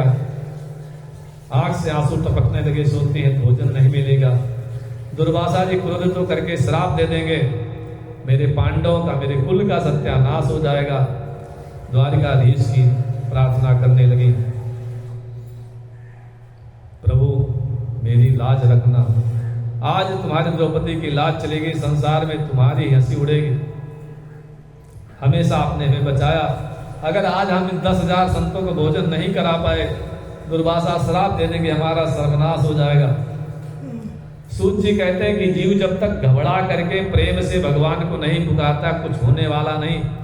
जब हम संकट में होते हैं, हृदय से, सच्चे हृदय से भगवान को पुकारते हैं, भगवान जरूर सुनते हैं। आज द्रौपदी सारा भविष्य अंधकार में हो रहा है, अगले क्षण क्या होने वाला है पता नहीं, घबरा करके भगवान को पुकारती हैं। भगवान ने उनकी आर्त वाणी सुनी तो सहायता करने के लिए आने के लिए तैयार हो गए। भगवान द्वारिकापुरी से दौड़ते हुए पहुंच गए द्रौपदी के यहाँ। रुक्मिणी जी द्वारिकापुरी के स्थिति की जब इनकी प्रार्थना पहुंची तो भगवान बैठे थे, जाने की तैयारी कर रहे थे। एक थाल में मेवा लेकर के रुक्मिणी जी आई हैं और फिर थोड़ा सा खा लीजिए तब जाइए, खाली पेट कैसे जाएंगे। यहाँ रुक्मिणी खाने के लिए प्रार्थना कर रही है और वहां द्रौपदी रो रही कि प्रभु जल्दी आओ नहीं गड़बड़ हो जाएगा। भगवान ने सोचा भोजन तो आज मुझे वही करना है, आज मैं भी भोजन करके वहां 10,000 के बजाय 10,001 की संख्या बनाऊंगा। मेवा के थाल को हाथ से हटा करके भगवान दौड़ते हुए द्रौपदी की कुटिया में प्रकट हो गए, जहां हाथ जोड़े बैठ करके प्रार्थना कर रही थी। भगवान ने द्रौपदी से कहा, देखो मैं आ गया हूं, मुझे बड़ी भूख लगी है, दूर से आया हूं, चल करके कुछ खिलाओ। द्रौपदी ने आंख खोली, बोली प्रभु हम तो लुट गए, हमारे घर में कुछ है ही नहीं, आप मजाक ना करें, हमको तो 10,000 संतों को भोजन कराना, इसलिए तो मैंने आपको बुलाया और आप भी भोजन ही मांग रहे हैं। भगवान ने कहा कुछ नहीं, पहले हमको खिलाओ, 10,000 को बाद में खिलाना, मैं पहले आऊं, मुझे पहले खिलाओ। खाने के पहले मैं तुम्हारे समस्या के समाधान की कोई बात नहीं करूंगा, बचा खुचा भी मैं खा सकता हूं, जूठा कूठा खा सकता हूं, मेरे लिए कुछ निकाल करके तो रखा होगा। द्रौपदी ने कहा प्रभु रोज मैं आपका भोग निकाल करके रखती थी, लेकिन आज मैं भूल गई, कुछ भी नहीं निकाला। भगवान ने कहा कोई बात नहीं, अक्षय पात्र लाओ, देखिए उसमें कुछ है, मेरे भाग्य से हो सकता है कुछ उसमें हो। द्रौपदी ने कहा मैंने उसको अच्छी तरह से धुल करके रखा है और मैं बहुत सफाई पसंद हूं, मैं उसने जो है ऐसा नहीं धोती। भगवान ने बोला लेके आओ। सब्जी का एक कण, एक छोटा सा पत्ता उसमें रह गया था। भगवान हो सकता है कि भगवान ने उस पत्ते को पैदा कर दिया हो या छूट गया हो, जो कुछ भी हो। तो भगवान तो बहुत प्रेमी है। पत्रम पुष्पम फलम तोयम व्यो में भक्त्या प्रेक्षति, जो कुछ मिल जाता है। भगवान ने उस पत्ते के टुकड़े को देखा, उठाया और मुंह में डाल लिया। जैसे वो पत्ता पहुंचा तो दुर्वासा की क्या कहे, जब हमारा प्रभु तत्व होता तो पूरा अखिल ब्रह्मांड तत्व हो जाता है। बोले वृंदावन बिहारी लाल की। अब दुर्वासा के जितने चेले थे सबका पेट फूल गया। युधिष्ठिर हाथ जोड़ते महाराज प्रसाद खा के जाओ। बोले नहीं आज तो एकदम पेट भरा हुआ है, हम भोजन तो आज नहीं करें, फिर कभी देख। बोले महाराज आपने कहा था हमने भोजन बनवा के रखा है। बोले कोई बात नहीं, फिर आएंगे तब खाएंगे। अच्छा बताओ कैसे भोजन की व्यवस्था की? दुर्वासा जी ने पूछा। कहीं द्वारिका से कन्हैया तो नहीं आके? बोले हाँ महाराज आए, बहुत पहले आए हैं, भीमसेन से द्रौपदी से बातचीत कर रहे हैं। और उन्होंने कहा है कि दुर्वासा जी मेरे गुरु हैं, आज मैं उनको अपने हाथ से भोजन कराऊंगा। दुर्वासा जी ने कहा नहीं कृष्ण मेरे गुरु के भी गुरु हैं, मैं उनका गुरु नहीं है, मुझे भोजन करने की कोई आवश्यकता नहीं, मैं आशीर्वाद देता हूं तुम्हारा कल्याण हो, तुम्हारा विजय हो, कौरवों का विनाश हो। सब कह करके दुर्वासा जी वहां चले गए और हम भगवान के नाम का संकीर्तन करें। उसके बाद आरती प्रसाद का वितरण।